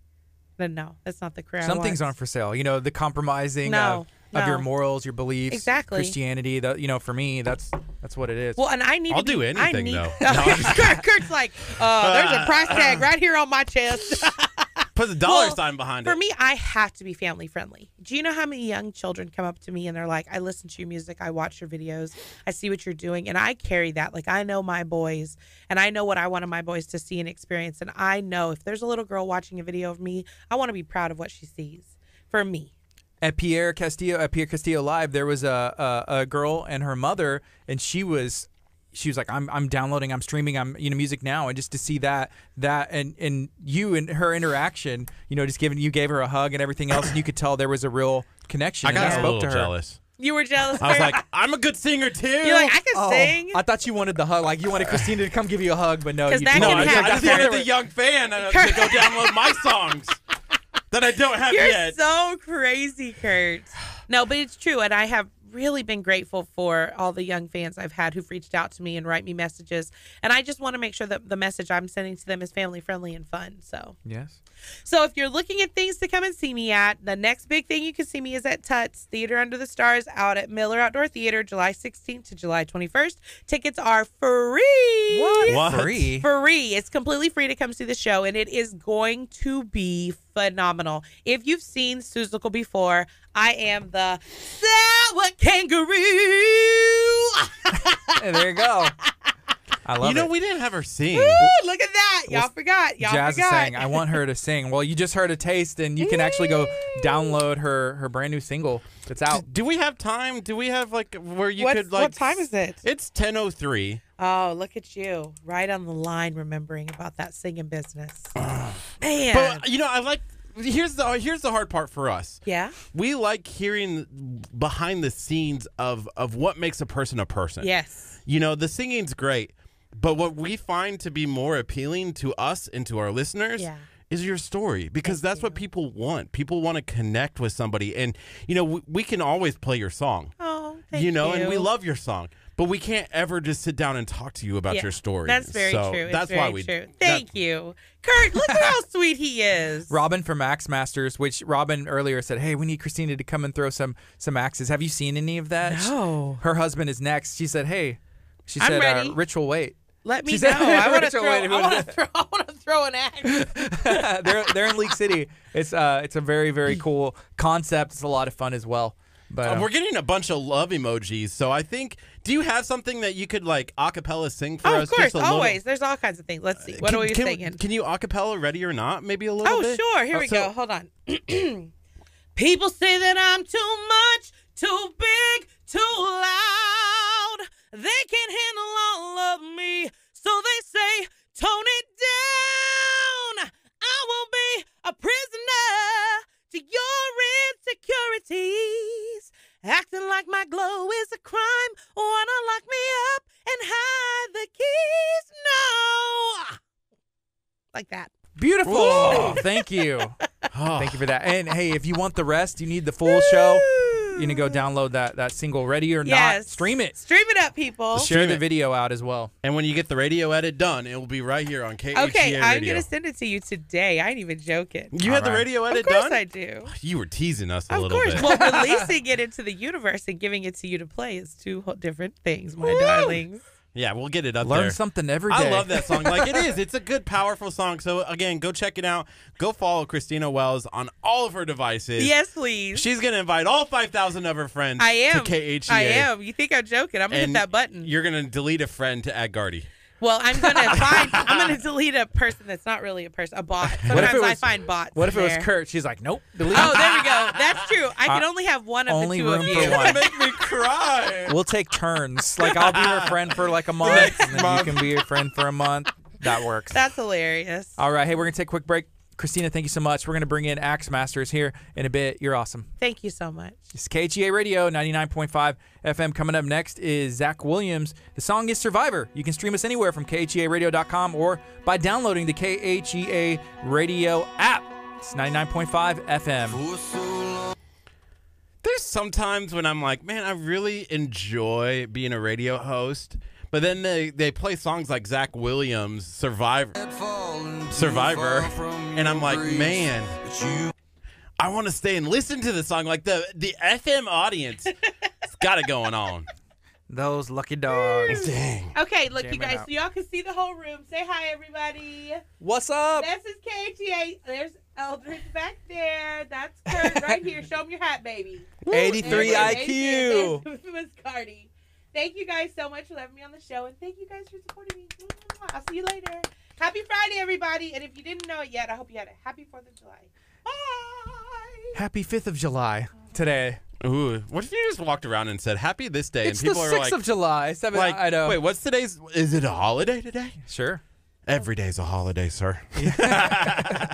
Coming up next, we're going to be talking to Axe Masters. They are a partner of KHEA Radio, a proud partner of KHEA Radio. We were there. I was there the other night, throwing some axes, and I have to say, you know, I've bragged a lot about how good at throwing axes I was, and I threw Turns some. out. I lost my touch since I was in Scouts. So we'll talk more about Uh-oh. that here when we bring in Axe Masters Texas. There was some form issues a little bit. You can see it in the slow-mo. Kurt, I'm excited. Can we get like a screenshot of, or not a screenshot, but like a picture of you I'll get with it. the Yeah, I'll get it community? up. That community, like I'm like, Okay, I so wonder tell how me many. about this Even if community like 10% of her friends. Ooh, okay, so you're going to go to KHEA Radio. right here. Oh The no, page. just go to the page, okay? Yes. KHEA Radio, and everybody do this all at one time. This is how we reach our goal, there. working together. Yeah. Okay. Once you're on KHEA Radio's Facebook page, Okay. it says home, or not home. It says like page, but community, and then it says invite friends, and you can click them all. Dang, 300 of our friends already like us. And Oh, that's then send awesome. invites. Dang! Thank you, Christina. Thank you. Of course, my darling. Oh, look, you're already up to 86. Is this one of the? What kind of stand is this? This is amazing. Let me show you why. This is. Yeah, I've seen some of and those. you can wrap this right, and then check it out. So this comes off. This is just a little fixture. Yeah. You guys, you have cameras and GoPros and all that. Sure, mess. yeah. Yeah. So do I. I have a professional camera that I bought, like a Canon. You can just And- attach it on there. Mhm. It has the button for that. Well, I'm not gonna lie about it. Boom. because I just there. Okay. So you can attach that to it, and then it also, check this out.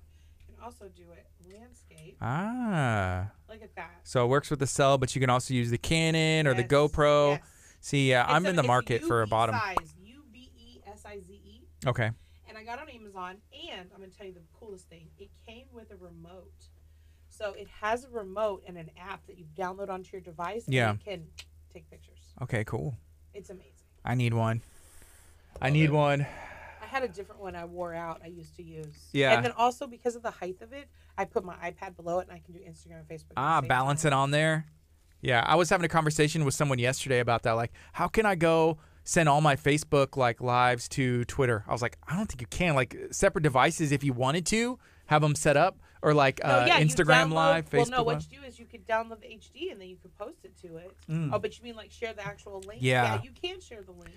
Yeah. But I don't think it'll post it as live. Yeah. Excuse me. I can't believe you just taught me something. I'm going to go to my own page and do that now. Oh, yeah, invite all your... Well, they just rolled it out maybe a couple weeks ago. A long time ago, you could do that. And then they took the feature away, and they just brought it back. And the only reason we know that is because we will go to the community tab to check the numbers, just because we're always watching. Do you have top fans? Yes, we finally got top fans as well. So we have, I think last time I looked, it was like 40 top fans. Dang, we're already up over 20 likes. That's legit. My fans are very, very kind. Yeah, they are. So now we're over 9,000 followers. We broke 9,000 followers, and yeah. Awesome. Yeah. Thank you, Christina. You're welcome. We need to just start bringing in everybody and grabbing their phones and doing that. Not that we have done that. So now do it for me. I did. I did it during the show. Oh, yes. So here's the coolest part, too, is they have to make the decision to like you. So they're going to go to your page, check it out, and then accept that invite. It'll just also bring up your engagement and your traffic. Yeah. For sure. Awesome. Which is the most important thing. Yeah, and they'll see, Christina Wells was on the show. You know that I have checking it out. At least, let's say I have 10 fans. Yeah. I have one in Wichita, Kansas. I have one in Canada. These 10 fans are all reaching out to venues in their area to get me booked. We need those Brazil venues in the South Africa. I've got 30 people I've sent in Brazil this week who started listening to me sing. Amazing. It's bizarre. Yeah. Ireland popped up. 10 people. I've had 10 purchases in Ireland this week. It's like, but I'm trying to remind myself that maybe this is, because you focus so much on your own community. Yeah. You're like, Houston, listen to me. Houston, listen to me. But there's a whole world out there. I know. Yeah. So. Cool. You guys are awesome. Thank you. You're awesome, Christina. Do you want a soundbite or anything? Do y'all use those from people introducing or saying anything? If you could say, this is Christina Wells and you're listening to K. Yes. Okay. Wait, should you just do it from the phone? Because otherwise I'll have to pull that up. Yeah, we can't do it right now. Oh, okay. But we can do it. If you wanted to record one and send it to us, we'll put even it on. from a phone audio. Thing. I have a microphone. We could, do it, and then we can put it before your song because we've done that on some of our stuff. It's Christina Wells. You're listening to my new single, KHEA Radio 995. I'll send you the Boom. Thank you. That's perfect. Ooh, of course. All right, Facebook. Thank you so much. Thanks for hanging out with us. And wait, let me say bye to Facebook. Where's it at? Here? Yeah, actually, it is that one. Hey, Facebook. Thank you so much for watching me on KHEA. Mwah, love you. Yeah, let us know what do you guys got going on. Jazz said she just liked Christina Wells on all social media accounts. Thank you. Support local music, support local business. We appreciate all of that. And being a musician is fun. Being a musician is great, but it's not the easiest life, especially, you just heard Christina's story. She was a nurse, and she made that transition full-time music. So, hey, will you help that mic out over here? Oh, yeah. Ooh, we got a board. What do you call that? That is the center board. The center board with the axe embedded. Is that one that Curt threw and just drilled it in there? Is it really? Yeah, we just had to take it out of the wall just like this. We couldn't get the axe out. Yeah, take that, Gardy, and my axe throwing. Well, I saw a video, and judging by the video, it was there was a lot to be desired. But man, this is something that's for everybody. So it's something that's for everybody. If you have not had the opportunity to throw axes before, hey, you have it now in League City, Texas, and it is something that I've seen kind of taken over all over the country. So this is a center board. Kind of share a little bit about what axe throwing is. Oh, it is a great entertainment. Folks we see of all ages come out to our facility.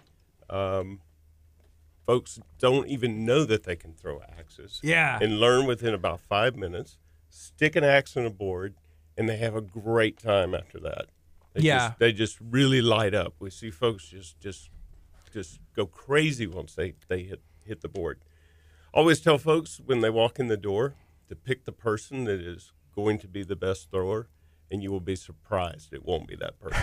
It's always going to be somebody you wouldn't even think of. I went with throwing an axe. I went with my friend David, Maria, and Naola, and we had David, Maria, Naola. That's a cool name. I haven't met that. no, David cool. and Maria are my friends, and then Naola, the girlfriend, and we had a wonderful time, and it was a blast. But I was like, "There's no way." I was like, "I'm the best," and if you would ask me, like, "Oh, it's me," but it ended up being David. And Naola was really, really good as well. I feel like, okay, and I've heard this in other things, that sometimes ladies are better at taking direction than men are, because you're just like, oh, yeah, I can do this, throw an axe. Sure, I picture this in my head one time. I'm a man, you know.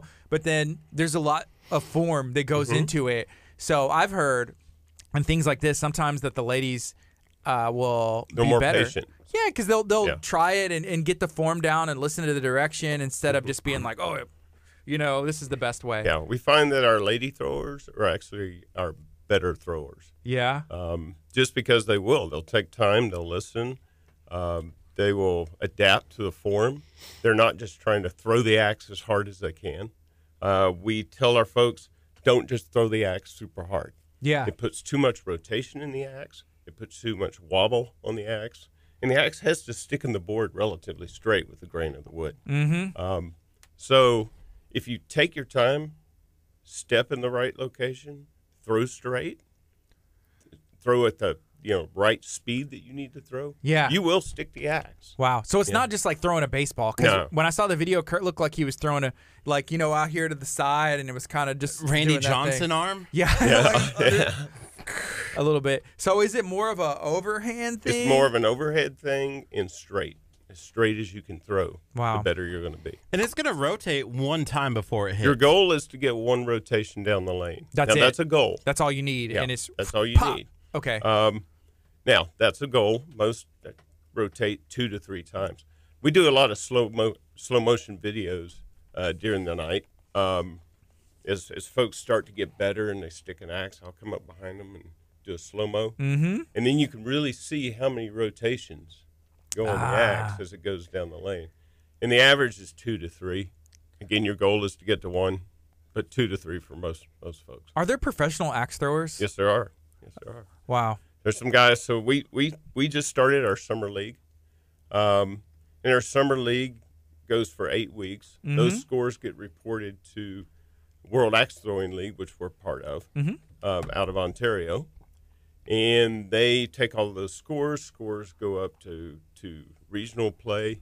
And then ultimately this year, there's a big throw-off in Tucson in December. So for that, you qualify. You qualify, and then somebody will be named best thrower in the world in Tucson this December, and they will get a big trophy and a lot of if they can name that, are they going pro, or is this like if you're part of the World Axe Throwing League, you are considered like potentially professional? Yes, you're considered professional. Oh, wow.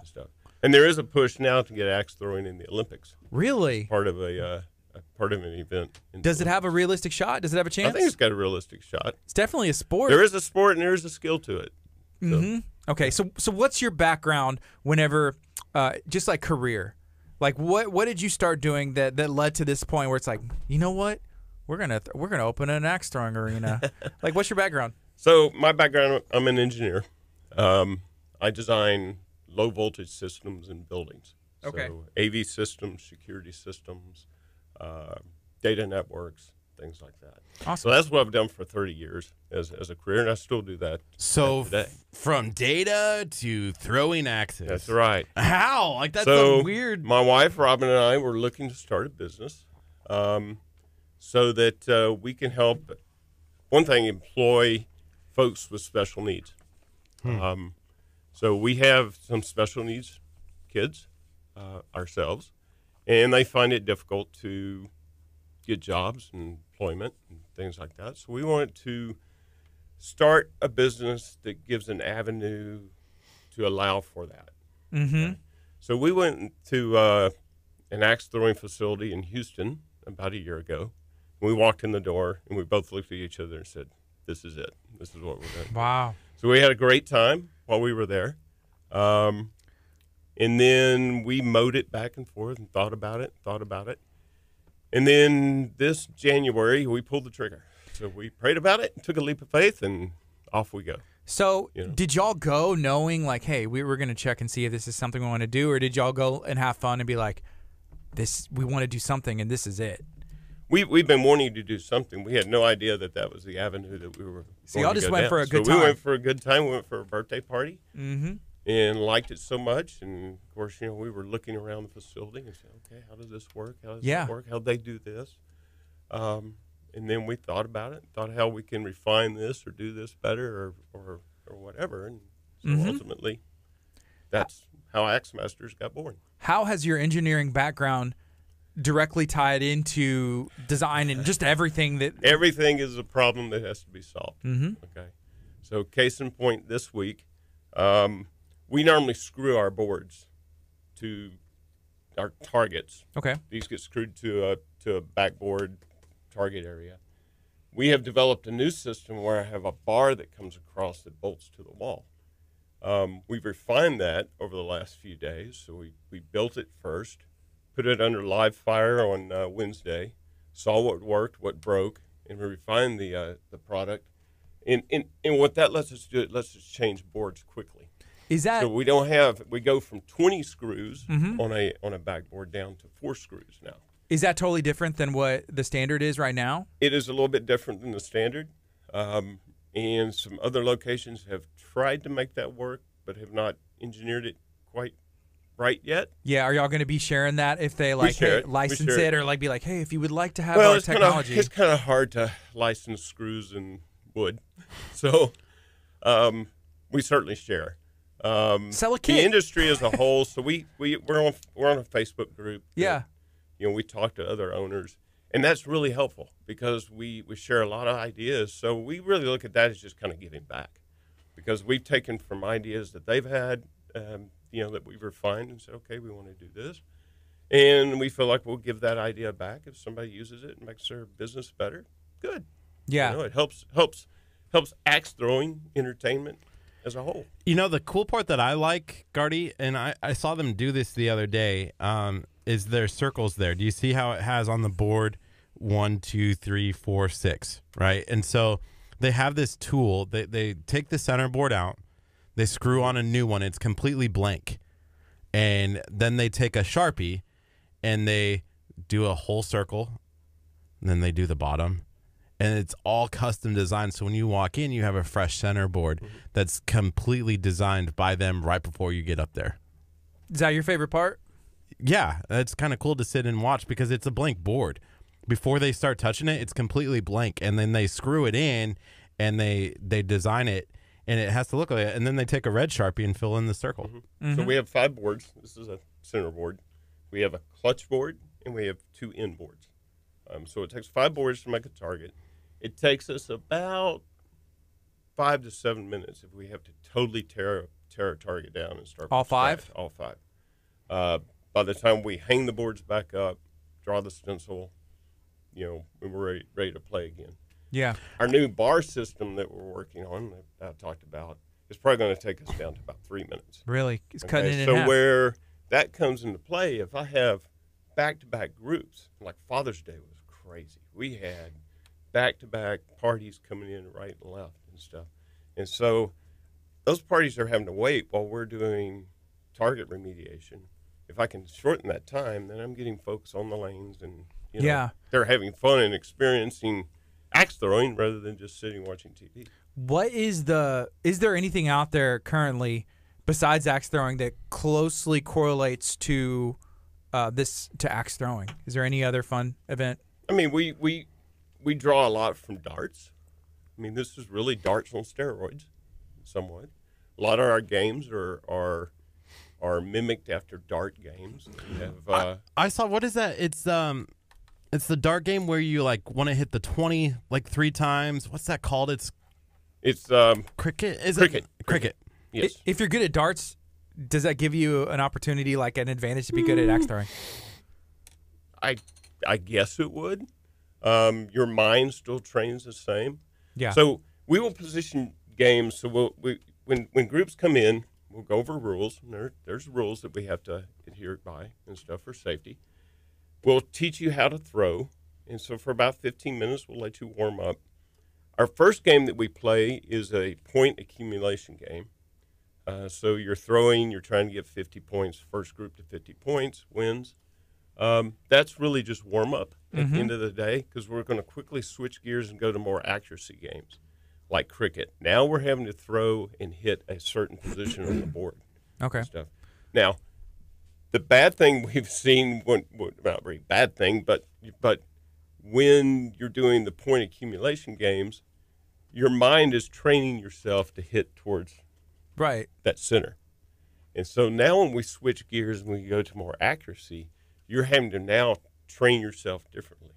So the muscle memory and your brain has been training towards the center. Now you're having to throw in different locations on the board. Cool. Here we go. We're going to reintroduce you real quick. All right. Who are you?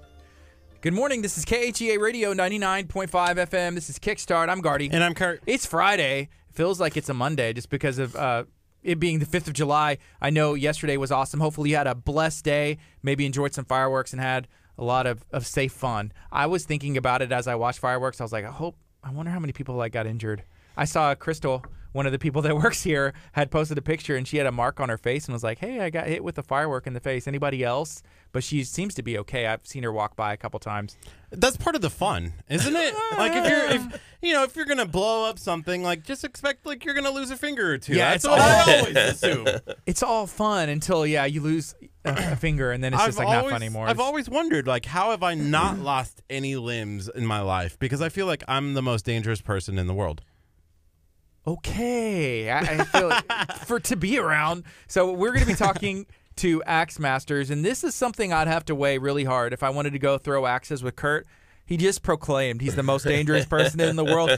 We got axe masters in studio. How are you doing today? Great.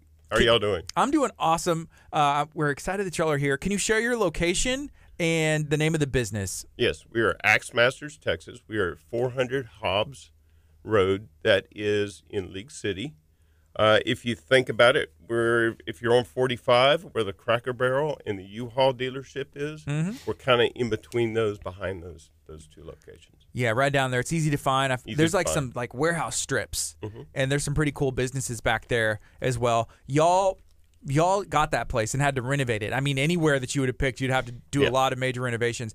And if I understand correctly, I think you and the family, you were responsible for doing all of those yourself. We did all of that ourselves. So on nights and weekends for about 4.5 weeks. Yeah. We started from scratch. We did demo. We painted. We built all of the throwing bays, all of our counter space, everything that you see in there. We built ourselves. You're an engineer by trade and background, but have you worked like woodworking and carpentry a lot as well? Yes. Okay, so that came in handy because everything in there looks like it's wood. And whenever I went and visited, you were in there building it and being like, hey, we just painted the floor. Can you take your shoes off? Which I was like, yes, I can, but I don't want to hold an axe. You know what I mean? Yeah. But it's very nice in there. And you pretty much built it all. I mean, you did build it all, you and the family, right? Yep. Yes. We built every bit of it. And continue to do so. I mean, we are refining our product as we go forward. So things that we built initially that worked well but didn't work as well as that we like, we refine it as we go. Yeah. So that the customer experience, first off, is we want the customer to have a great time. So we want the customer experience above anything. That's the most important thing. Is axe throwing for everybody? It is for everybody. We have had folks in of all ages, all sizes, all tall, short, age, whatever, all ages. Yeah, have come in. Is there a restriction on what age can come in? We typically will kind of say junior high is kind of the limit, but we do family days on Sunday afternoons. And we've had some kids come in that were 5, 6, 7 years old, and we will adjust. If we're not incredibly busy, we'll adjust and let them throw closer and stuff. Yeah. We've had some CrossFit groups come in, and their kids were all there, and they kind of were there for 3 hours or so, and they had some smaller kids. Is it a workout and as well? They really enjoyed it. Like you mentioned the CrossFit It is people. a workout. Mhm. People don't realize how much of a workout it is. Shoulder muscle like grew like 8 inches after throwing. There are different sizes of axes as well, Yes, too, there are. right? Yes, there are. So the World Axe Throwing League that we're a part of, they dictate the size of axe that we can use, but it's pretty liberal. Mhm. So it has to be under 3 pounds, under 19 inches of length. The blade has to be a certain width. Yeah. So they give us direction, but we have several different axes that meet that criteria. So every axe that we provide meets the criteria to be what we call a legal axe to Sure. be thrown in competition. Can these axes be picked up like at a local hardware Yeah. store? Are they special? We buy these at Lowe's, Mhm. buy them off of Amazon. There's not really a special place we go to. I saw the other day on I think it was on Robin's social media page, her personal page, but it was like coming home and laying across the counter were axes. Yeah. Is axes kind of like taking over where it's like, honey, they kind of take over. So we get Amazon delivers axes to the house. The back seat in my truck right now has a box full of axes. I was riding around with this morning. Do y'all ever get the questions? You pull up to the hardware store and you have like 100 axes in a cart and like 10 carts, and you're just like, We do. Hello? We bought probably 40 axes at Harbor Freight the other day. yeah. And you come in, you're buying 40 axes, and we're standing there looking at axes like, This will be the perfect one. Everybody's like, perfect we're for going what? like this, and everybody's looking at you. You like, wear the Axe Master's hat and swag. Yeah, I we're would trying be to like- wear this swag. So. People are looking at you. Here's the cards, like card. Yeah. Otherwise, people are like, what's going on? Yeah. I'll be buying rolled up carpet and So- duct tape later.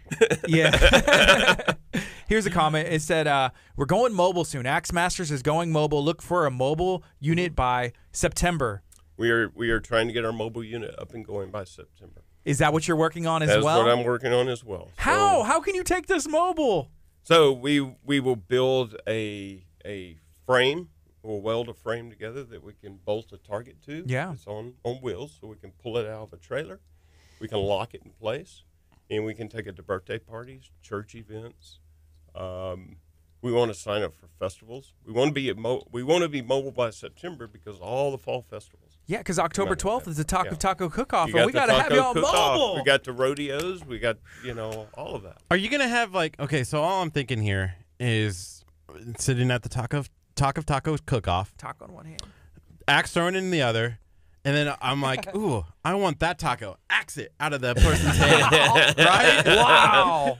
Like you throw it and you're like, I want that taco, and it catches the taco and it like lands on the target, and you're like, It's not a it's boomerang, mine." and it wings, and it's like Thor's hammer. It comes back to you, you catch it, take the taco off. Oh, That'd be a good And commercial. that would be a safety violation. And we would have to escort you out of the facility then. you're gonna escort me out of the taco cook-off. It's like, Sir, we're you, gonna have to ask sir. you to leave. So safety is very important. Safety is very important. What precautions do y'all take if somebody hasn't been like, wow, well, axes are sharp? Like, what precautions do y'all take with instruction and just in the facility in general? So we take it very, very, very seriously. When we have groups come in, or we have folks, just 2 people come in, whoever comes in to throw axes, we do go through a safety speech prior to them throwing, and it's things like you don't leave the throw area with your axe. Mm-hmm. You don't pick up an axe and hand it to another person. You put it on the hangers, let the other person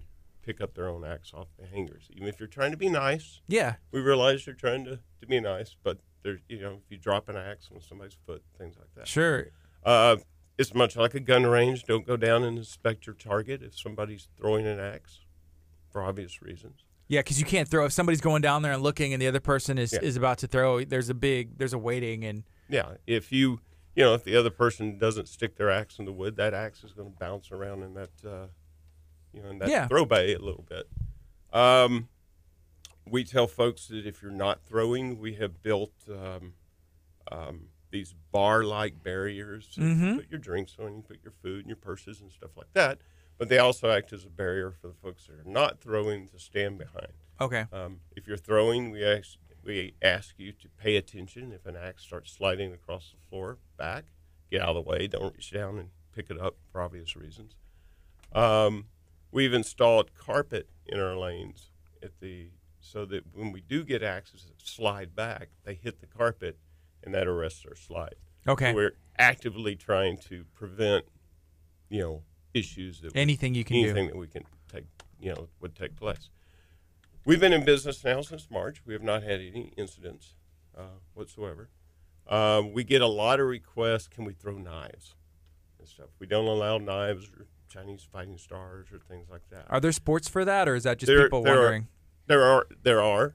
The issue that we've had with knives is this wood's too hard for knives. Yeah. So this is just regular yellow pine, just regular Texas yellow pine.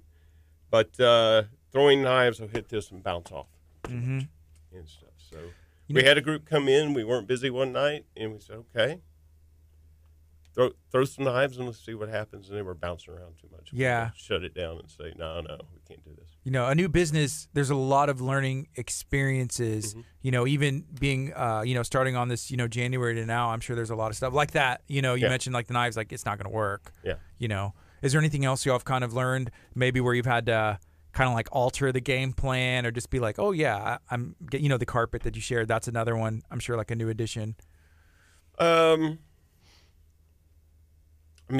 day is a learning experience. I would say one of the things that we're looking at altering too is our bays are double lane bays. Mm-hmm. We're going to drop dividers between some of them and turn them into single bays. Okay. It helps more, like I said, not being able to walk down and look at your target and get your axe because the other guy is throwing. Yeah. This is going to let you now be personalized in your own lane, even though you're with a group. Can you come in not with the group? Like if I'm like two people and I'm like I want to throw, or one person, you get matched up with other people to be able to have a game? Yeah, we can do that. We do encourage that if you're going to come in just individually and you don't have a reservation, to call us first. Our busiest times are Friday evening and Saturday evenings, and sometimes we are completely full. And I have to tell folks I just don't have the availability to throw. Yeah. If you're walking off the street and you don't have a reservation. What are your hours of operation? Friday and Saturday, those have to be the busy times. But what? Yeah. Weekdays? So we reserve Mondays and Wednesdays for corporate parties, big parties that are going to take over the entire facility. We do a lot of corporate team building events. Okay. We've had several companies come in, cater, all of that. Tuesday is our league night, so we're open from 7 to 10. We're throwing leagues, but we will take walk-ins or parties from 7 to 10. Thursday night from 6 to 10. Friday night 6 to midnight. Saturday 2 to midnight, and then Sunday 2 to 7. Okay, cool. Now we do ask that on Thursday. I take back. We do ask that on Friday and Saturday that you need to be checked in by 10 o'clock. Okay. Yeah. It doesn't work if you show up at 11 o'clock to throw for 2 hours. We're going to be closing in an hour. Yeah. We do ask for you to be checked in by 10 o'clock. What has been the feedback from the community that y'all have gotten so far? People saying like, we've been waiting for this, or is it new? Is it a mixture of everything? So far, our feedback's been very positive. I'm happy to say that all of our reviews on Yelp and all of our reviews on Facebook are 5s across the board. Mm-hmm. So, we're obviously making our customers happy. Yeah. Facebook, we get a lot of feedback on Facebook of, folks enjoy it, have a good time, things like that. So, it's been very positive. Our biggest issue right now is getting out and getting known. Yeah. I get a lot of comments of, I would have booked my fill in the blank party if I known y'all were here, Mm-hmm. And so getting out, getting known, getting our internet presence up as high as we can get is something that we're working on. We're the same way, I feel like just getting your name out there is probably one of the easiest things for a business to do. You know, like easiest and most challenging. Yeah, finding the right avenue for that. You know, you want to continue to be like, hey, we're Axe Masters. We're awesome. You know. Yeah, it's finding the right media push. Yeah. You know, if I had to, when we poll our customers, and we ask all the time, you know, how did you hear about us? All of that. 90% of the time, it's Facebook or electronic media. Yeah. Very few, you know, use, you know, a print media anymore. So we are really putting some dollars right now into getting our Facebook presence and our internet presence, working with Google and Yahoo to get our AdWords and things up. We have a company that we're working with that some friends of ours that we go to church with, and that's what they do great. And so they're actively getting us up on there. We're with you guys, and you guys are promoting us all the time, and we very much appreciate that. Texas Chronicles picked us up. We got a big boost with Texas Chronicles and stuff. We've been looking at doing some of the digital billboards and stuff. Yeah. You know, initially we kind of scoffed at billboards as old media and stuff like that, but then digital changed the game. Digital's changed the game, and the pricing is not bad because, you know, you're paying by the flip or by the blip or whatever. And there's a couple of decent ones that are in some you know, very populated areas with long lights and stuff. So, you know, we're going to be up there. Especially, you know, if what we're hearing from folks is we don't know you're out there. Yeah. You know, we would have come, or we just didn't know you were there. What makes this different than bowling? Because it's kind of like a bowling night. It is. You know, like if you wanted to have a date night, bowling, go bowling, darts, and like a little bit of like danger almost, but not danger. It's I guess it's a little bit more fast paced than bowling. But it's completely engaging. So one thing that we don't see with the groups that come in is a lot of this. So we don't see a lot of everybody hovered over their phones. Now they may be Instagramming or doing selfies and stuff like that, but we don't see a lot of texting. We don't see a lot of standing in the corner and stuff like that. Groups are engaged. They're socializing. You know, folks are talking to each other. They're really engaged in what's going on. Yeah. And stuff for that 2 hours and not off in internet land somewhere. Yeah. You know, with bowling, the computer keeps the score for you, which is really beneficial when you're playing with someone like Curt, who can be very competitive. I don't cheat. And has the tendency to just be like David milking the numbers. Say that a little bit. He was like, why do I have, like, you haven't hit the thing once. Well, how do you have 800 points and I have like 0? And I'm like, I'm sorry, David. Because Curt, or like, is there the possibility, I guess, if you have someone like making errors with the scorekeeping, or someone like Curt that's like, oh, I'll keep the score, you know, you can kind of milk and change the numbers? I mean, we keep score by hand now. I mean, yeah, I guess you could milk the numbers if that's what you do. But that's Curt. Yeah. I do. But on most of our large groups, we have a coach that's with you, and they're going through the games and they're keeping score. Yeah. So they're impartial. How much coaching do you need if you have no experience? How much coaching do you need before you are ready to throw? So I'll bring a new employee in, and we will bring them through at least 3 days of training. You know, teach them how to throw and get them up to speed on games and safety. I tell most of I tell all of my coaches that I hate to use the analogy like a flight attendant. But what's the goal of a flight attendant? What are they really there for? Giving information, answering questions, making people feel comfortable, safety. Accommodating. They're there for safety. And safety. That's the one I meant. Yeah. So that's what my employees I haven't paid attention to them in a long time. So they are there for safety, and then their side job is passing out peanuts and Cokes and coffee and stuff. Oh, yeah. Yeah, those things too. You know. So, certainly our coaches are there to go through the games and make your experience the best it is, but they're there for safety.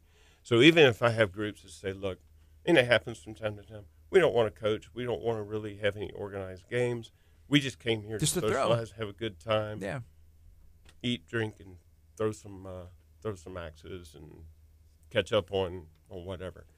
I'll tell them that's fine, but my coaches still will walk around, and observe what's going on. If they see unsafe stuff, we will politely, remind you, hey, don't walk to the bathroom with your axe. Don't, things like that.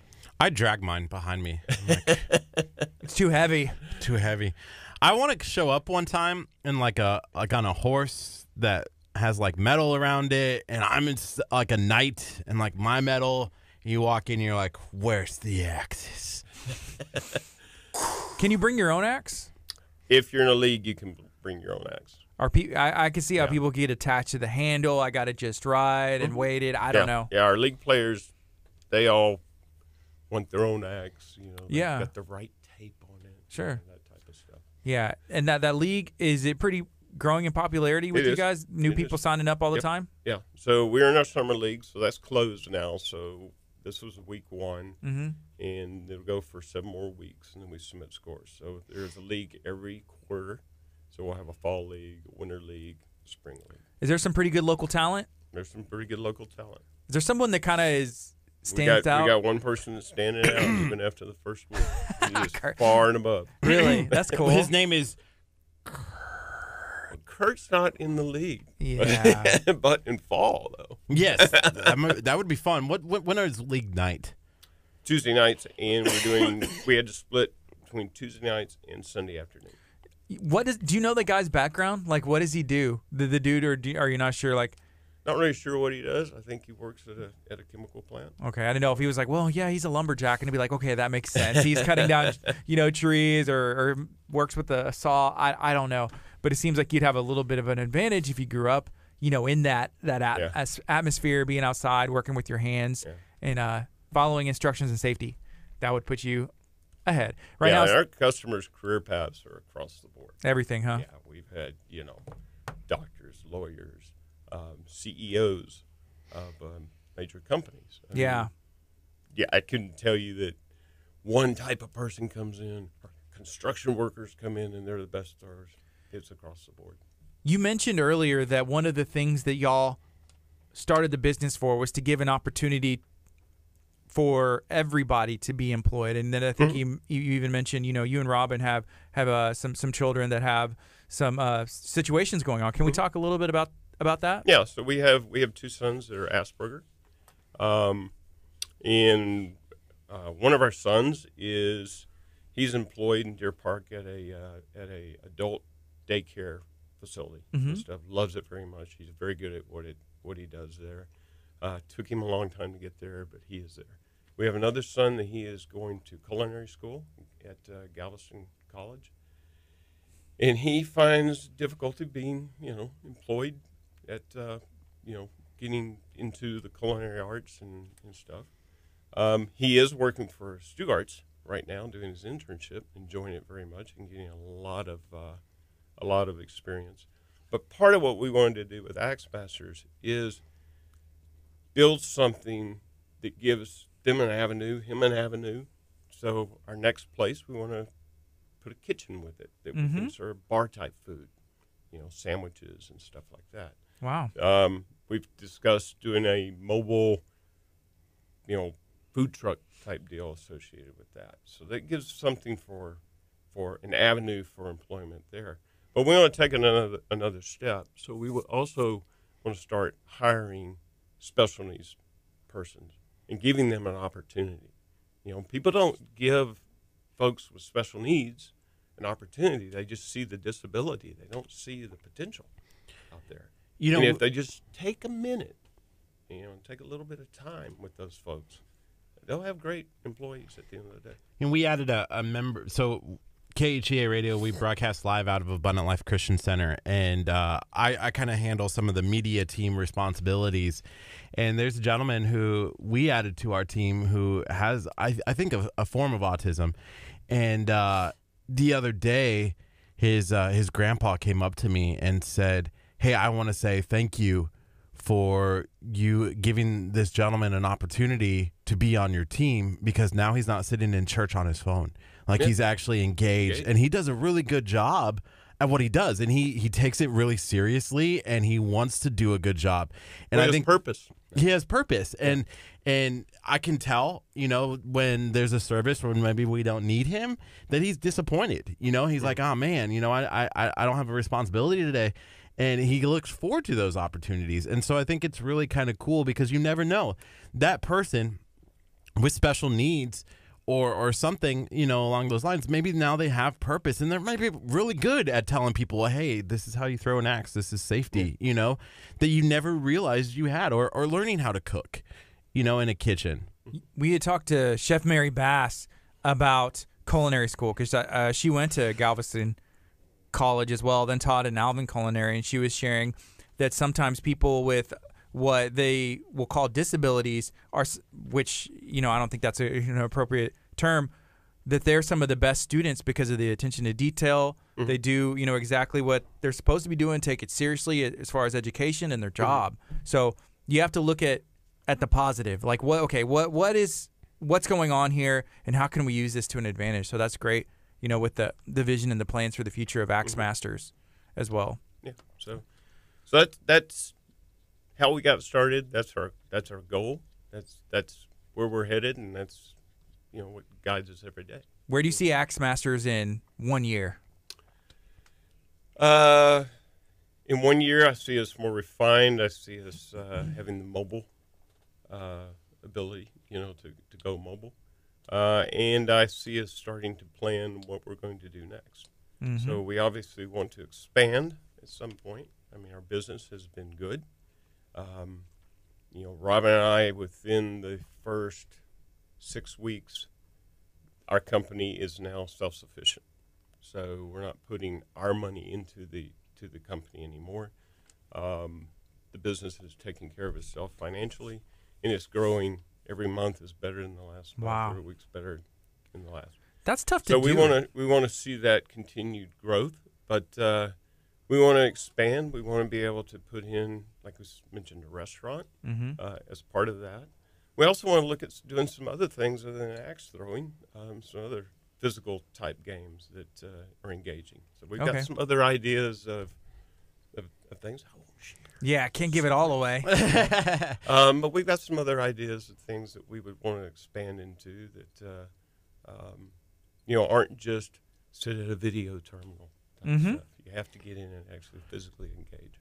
Two things I still want to touch on before. I mean, we got eight minutes or so. You're listening to KHEA Radio 99.5 FM or online on our app, which is KHEA Radio in the Apple Store and the app and the Google Play Store. When we were there throwing axes the other day, there was an axe tournament on ESPN2, and then there was a video that you guys had on the other TV where they were like knights in shining armor. Every fall there's a Renaissance festival that takes place in Texas. Do you have people who come in who are just super super excited about like that kind of medieval stuff? Yeah, we do attract a Rennie crowd. There's no doubt about that. Folks that enjoy that, Rob and I enjoy that. We go to the Renaissance Festival every year. We camp. We do the whole thing, dress up. That's cool. That. On a Friday and Saturday night, you're probably going to see me running around in a kilt and stuff.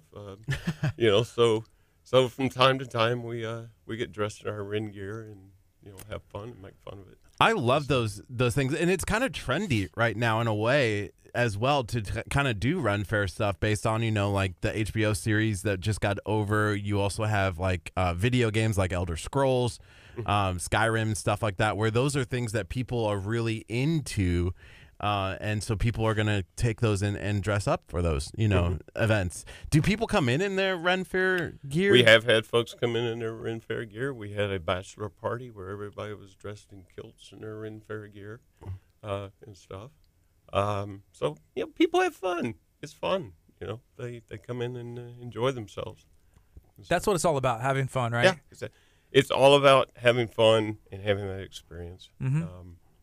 And doing something that's just out of the box a little bit, it's it's a challenge. Different. It's a challenge. You're challenging yourself to do something that you've never really thought of. Yeah. So we're just about out of time. Is there anything else that you would like to share? I guess we are open tonight with available slots, and certainly would love to see folks come in and share part of their Independence Day weekend with us and enjoy. We have brought today some gift certificates. All right. So we would like y'all to give these away today. We can do that. And to some of your listeners. Sure. Really just come in and experience it. You'll have a great time. You know, one of the things that I just wanted to say thank you again for all that you do for KHEA Radio as well. You know, and Axe Masters, go and find them on Facebook. Just search for Axe Masters TX. It's an amazing opportunity. What's your address one more time? 400 Hobbs Road, Suite 209 in League City. Cool. Check them out, and we're going to be giving away some coupons, some passes. You're going to be able to go throw some axes. So thank you so much to Axe Masters. This is KHEA Radio 99.5 FM. We have a busy day throughout the rest of the day. We got some meetings, and then I think we're going to go share some information that Escape KHEA is getting out. They have a new room opening soon. It's another opportunity. I kind of see Axe Masters and Escape KHEA like as a way for you to get out of the house. You know, get the kids not playing video games, have a family event, a business event, have some meetings, team bonding, events where you're not going to be bored or on your phone the whole time, but it's fun. You know, people used to have fun and go out, and now a lot of times, even when you go out or like concert, it's just like phones, and this is something different. It's kind of not a throwback, but it is a little bit because you put the social media away. Throwback. Throw the axe backwards. I don't know. That may be a new technique. The throwback. Yep. Could work on it. The cool thing too, before we go, you know, I go check out some tutorials before you go in. I think watching how to do it, you know, because as a kid, I thought I knew, you know, because I used to throw axes in scouts, and then I showed up and form was gone. There was nothing, and I should have looked up some techniques because David, he was like throwing 2 axes at one time, like hitting the middle of the target, and I was like, come on. Did it make you feel bad? A little bit. Yeah. I saw David was throwing it like hard. It was like just straight in that board. And mine would be like sideways and like bang, bang, bang, fall down. So, oh well. Hey, thank you for hanging out with us today. Thank y'all very much. It's KHEA Radio 99.5 FM. Be blessed. Coming up next is some Bethel. This song is called Extravagant. If you're listening on KHEARadio.com, we appreciate you for listening on 99.5 FM, and especially if you're listening on the KHEA Radio app. Bye, guys.